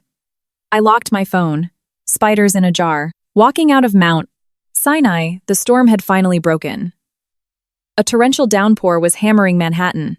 I stood under the hospital awning, watching the gray sheets of rain wash the city streets. A sleek black Maybach SUV pulled up to the curb. The tinted window rolled down. It was Andrew Osborne. "Get in," he said warmly. "I'll give you a ride." I didn't decline. The leather interior was heated and smelled of rich mahogany. Andrew handed me a thermos of hot artisan coffee. "Warm up. Thank you." The SUV merged smoothly into the chaotic Fifth Avenue traffic. The windshield wipers beat a steady, hypnotic rhythm against the glass. "What's your end game here, Anna?" Andrew asked quietly. "Wait for the judge's ruling on Monday." I took a sip of the scalding coffee. "And then, live a quiet life and raise my children. And the Montgomery shares? The ones we bought?" "Let them sit," I said, watching the blurry city lights. Montgomery Enterprises took a catastrophic hit, but their supply chain and patents are fundamentally solid. Give it 3 to 5 years, and the stock will recover. If Damien survives this implosion, he'll eventually rebuild the empire. Do you want him to rebuild it? I stared out the rain-streaked window and didn't answer. Did I want him to? I didn't know. 5 years of radioactive hatred, meticulous plotting, and satisfying vengeance. Yet the hollow void in my chest hadn't miraculously filled with joy. Perhaps some psychological shrapnel never fully heals, regardless of how much time passes. You just learn to build your life around the scars. The SUV pulled up to the private entrance of my high-rise. "Anna," Andrew called out softly as my hand touched the door handle. "If, and I mean if, you ever decide you're ready to open a new chapter, to let someone in, I hope you'll look at the people standing right in front of you." I turned to look at him. The tips of his ears were slightly flushed, but his gaze was steadfast and incredibly sincere. "Andrew," I said gently, "right now, all I have the capacity for is being a mother. I can't promise anything else." He nodded, a warm, patient smile spreading across his face. "Fair enough. Then I'll just secure my spot at the front of the line." I stepped out into the rain. He didn't order his driver to pull away immediately. He waited until I was safely inside the lobby, out of the storm, before the Maybach vanished into the Manhattan traffic. In the elevator, I stared at my wet reflection in the mirror. My eyes were deeply exhausted, but beneath the fatigue was an overwhelming sense of profound relief. 5 years. The longest, darkest war of my life was finally ending. When I unlocked the penthouse door, the sound of tiny running feet echoed in the foyer. "Mommy, you're all wet." Mia grabbed my hand. "Go change your clothes so you don't get a cold." I smiled, dropping my bag, and scooped them both into a massive hug, kissing their cheeks. Okay, Mommy will go change. And then we are going to build the biggest fort in the world. Deal, deal, deal." In my master bedroom, I changed into dry cashmere loungewear and walked to the floor-to-ceiling window. The storm was still raging, blanketing Central Park in a thick, gray fog. My phone vibrated on the nightstand. A new text message from an unsaved number. "I will sign the final settlement in court on Monday. Tell the kids. If they ever want to see me, tell them I'm sorry. And thank you, Anna, for raising them so beautifully." It was Damien. I stared at the glowing blue bubble for a long time. I didn't type a reply. Some apologies arrive half a decade too late. Some wounds I simply hadn't learned how to forgive yet. But maybe, eventually, time would provide the grace I lacked today. Outside the window, the rain was slowly beginning to ease. Far off on the horizon, over the Hudson River, a razor-thin sliver of golden sunlight broke through the clouds. Monday morning, New York State Family Court, Lower Manhattan. The courtroom was packed to the fire code limit. Olivia, Andrew, and a select few friendly journalists sat in the gallery. Irene Montgomery was notably absent. Rumor had it she was being transferred to a private cardiac facility in Switzerland, permanently stepping down from the board to avoid a DOJ indictment. Damien sat at the respondent's table in a tailored funereal black suit. His face was gaunt, his posture rigid. Next to him sat his legal team, buried under mountains of briefs. The honorable judge presiding struck his gavel. Court is in session. My lead attorney stood. Your Honor, my client, Anna Vance, and the respondent, Damien Montgomery, were legally wed 8 years ago. 5 years ago, the respondent orchestrated a highly publicized, albeit legally fraudulent, wedding ceremony with another woman, while completely severing marital cohabitation. The marriage is irrevocably broken. My client signed a divorce settlement 5 years ago that the respondent failed to execute. We are petitioning the court for an immediate dissolution of marriage, sole legal and physical custody of the 2 minor children to Miss Vance, mandated child support, and a complete revocation of the respondent's visitation rights. Damien's attorney immediately shot up. Objection, Your Honor. My client acknowledges fault in the breakdown of the marriage, but vehemently contests the termination of visitation rights. He is the biological father and has fundamental, constitutionally protected rights to his children. Your Honor, I raised my hand. May I address the court? The judge, looking over his spectacles, nodded. Proceed, Miss Vance. I stood up and turned to look directly at Damien. Damien Montgomery, I have one question for you under oath. 5 years ago, on the exact day I went alone to my 5-month prenatal ultrasound, where were you? The courtroom fell into a suffocating silence. Damien's lips parted. His voice was a dry rasp that carried through the room. I was preparing for a wedding. A wedding to whom? To Scarlett Sterling. And at that precise moment, we were still legally married. Is that correct? Yes. Yes, I echoed. So, in your assessment, does a husband who orchestrates a global, televised wedding to his mistress, while his legal wife is carrying his unborn twins, possess the moral or legal standing to demand the rights of a father? Damien's face drained of the last drops of blood. He couldn't force a single syllable past his lips. His attorney leaped up. Your Honor, this is badgering. Overruled, the judge snapped. Respondent, answer the question. Damien stared at the mahogany table for a long, agonizing minute. Finally, he looked up, his voice barely a whisper. I do not have the right, Your Honor. I turned to face the judge. For the past 5 years, I have raised 2 premature infants entirely alone on another continent. Mr. Montgomery contributed nothing financially, emotionally, or physically. Furthermore, during my most vulnerable trimester, his mother utilized corporate funds to bribe me to disappear and attempted to coerce a medical abortion. I do not believe a man who enabled that environment should have unmonitored access to my children's lives. The judge silently reviewed the psychiatric and financial affidavits in the massive dossier before him. Suddenly, Damien stood up. The scrape of his chair echoed loudly. Your Honor, I withdraw all my objections.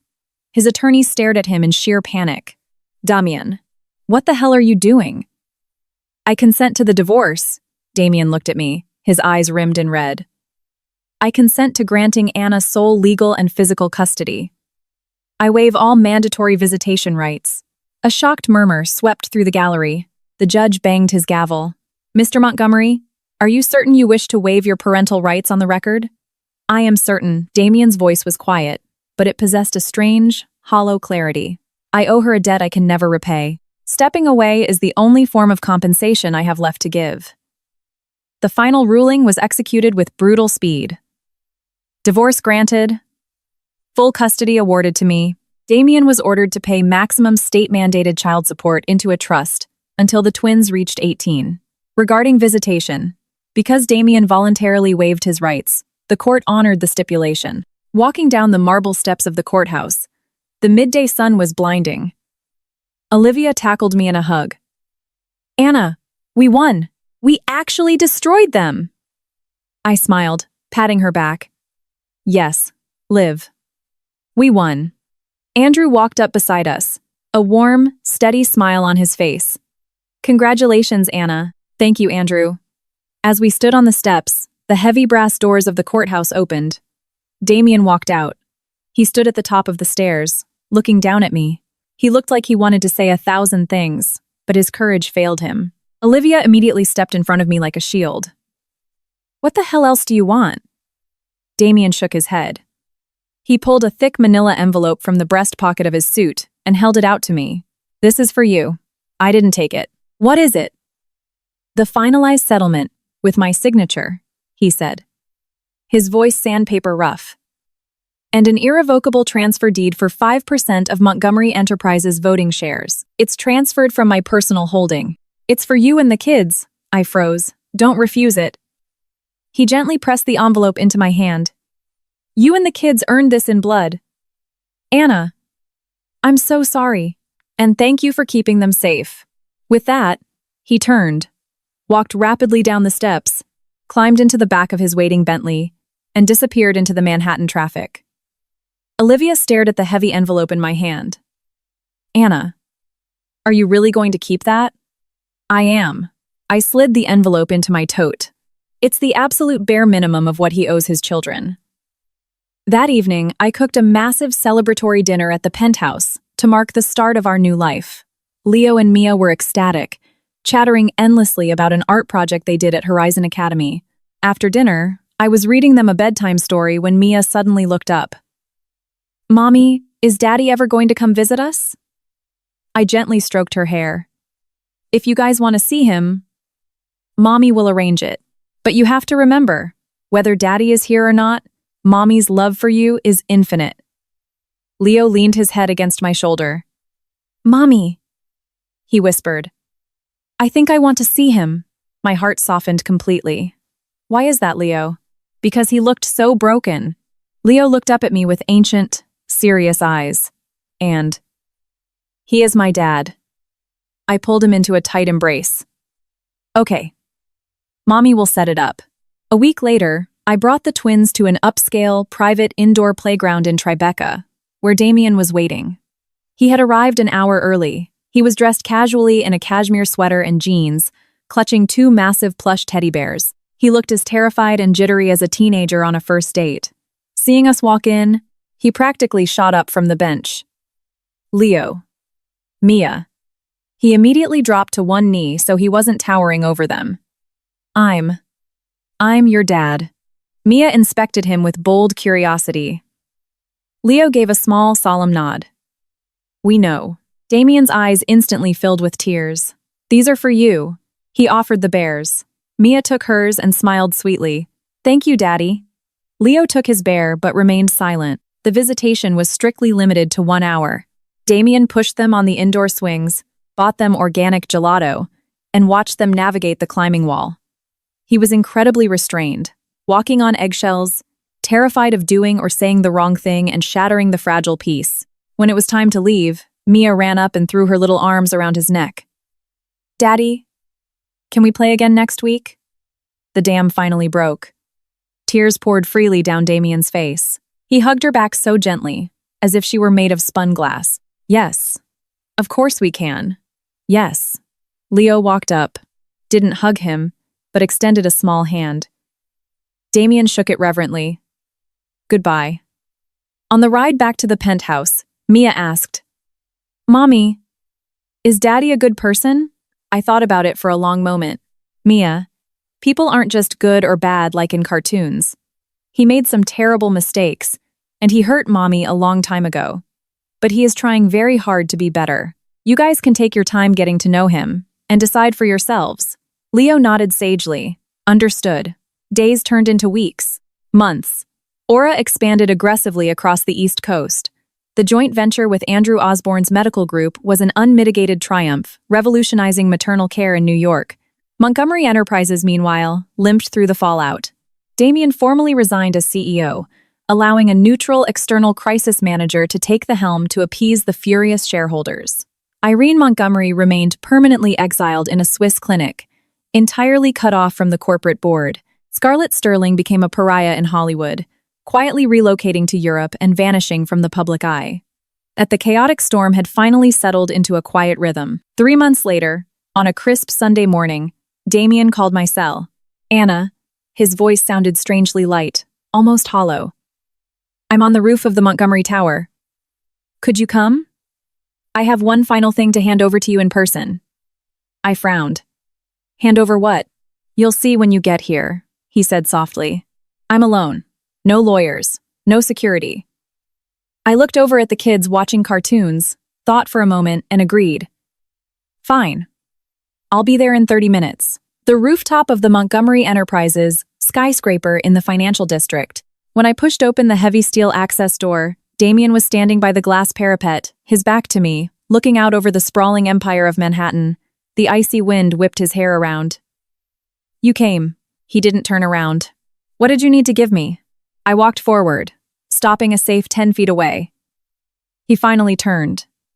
In his hands was a thick, leather-bound legal folio. This is an irrevocable transfer of an additional 8% of Montgomery Enterprises voting stock. He held it out to me. Combined with the 5% I already transferred, that makes 13%. You are now the third largest shareholder in the corporation. I didn't reach for it. What is the meaning of this? It means this is the last thing I have left to give you. He looked at me, his gaze incredibly serene, devoid of the frantic desperation that had consumed him for months. Anna, I'm leaving. Relocating to Europe? He smiled a sad, genuine smile. There was a profound sense of relief in it. I'm no longer involved in the company. My mother is gone. There is absolutely nothing tethering me to this city anymore. Except you and the twins. I remained silent. Before I leave, I wanted to ensure my debts were paid. He stepped forward and gently pressed the heavy folio against my chest until I took it. The dividends from these shares will guarantee that you and the children have absolute, unshakable financial invulnerability for the rest of your lives. Even if Aura goes bankrupt tomorrow, you have an empire protecting you. I don't need your money, Damien. I know you don't, he interrupted softly. Anna, I know you are a Titan. I know you can conquer the world on your own. But this is the only remaining act of fatherhood I am capable of giving them. Take it. Consider it my parting gift. I looked down at the staggering wealth held in the leather binder in my hands. When does your flight leave? He looked out toward the Atlantic Ocean. Tomorrow morning. First flight out to London. Do the kids know? He shook his head. Don't tell them yet. Once I'm settled, I'll set up a routine to FaceTime them. A heavy silence descended on the rooftop, broken only by the howling wind racing between the skyscrapers. Finally, Damien spoke again, his voice cracking slightly. Anna, can I ask you one last question? Ask. If my mother hadn't interfered, if that fake wedding had never happened, did we ever have a real chance? I looked at this man who I had once loved with a naive, consuming fire, who I had then hated with radioactive intensity, and who I had, finally, released from my soul. Damien, I said quietly, the wind carrying my words away. In this life, there are no ifs. It's time for both of us to move forward. He froze, staring at me. Then, he smiled. A smile of total, painful acceptance. Yes. Move forward. He extended his right hand. Let's shake hands. One last time. I wish you and the children a lifetime of happiness. I reached out and shook his cold hand. Take care of yourself, Damien. I let go, turned around, and walked toward the steel door. Anna! He shouted over the wind. I stopped and looked back. He was standing right at the edge of the glass parapet, the sky vast and empty behind him. His silhouette looked incredibly fragile, as if a strong gust of wind could simply sweep him into the abyss. I'm sorry, he yelled, his voice breaking into pieces. And thank you for loving me once. My nose stung violently, a sudden rush of heat behind my eyes, but I swallowed the emotion down. Goodbye, Damien. I pulled the steel door open and stepped into the stairwell.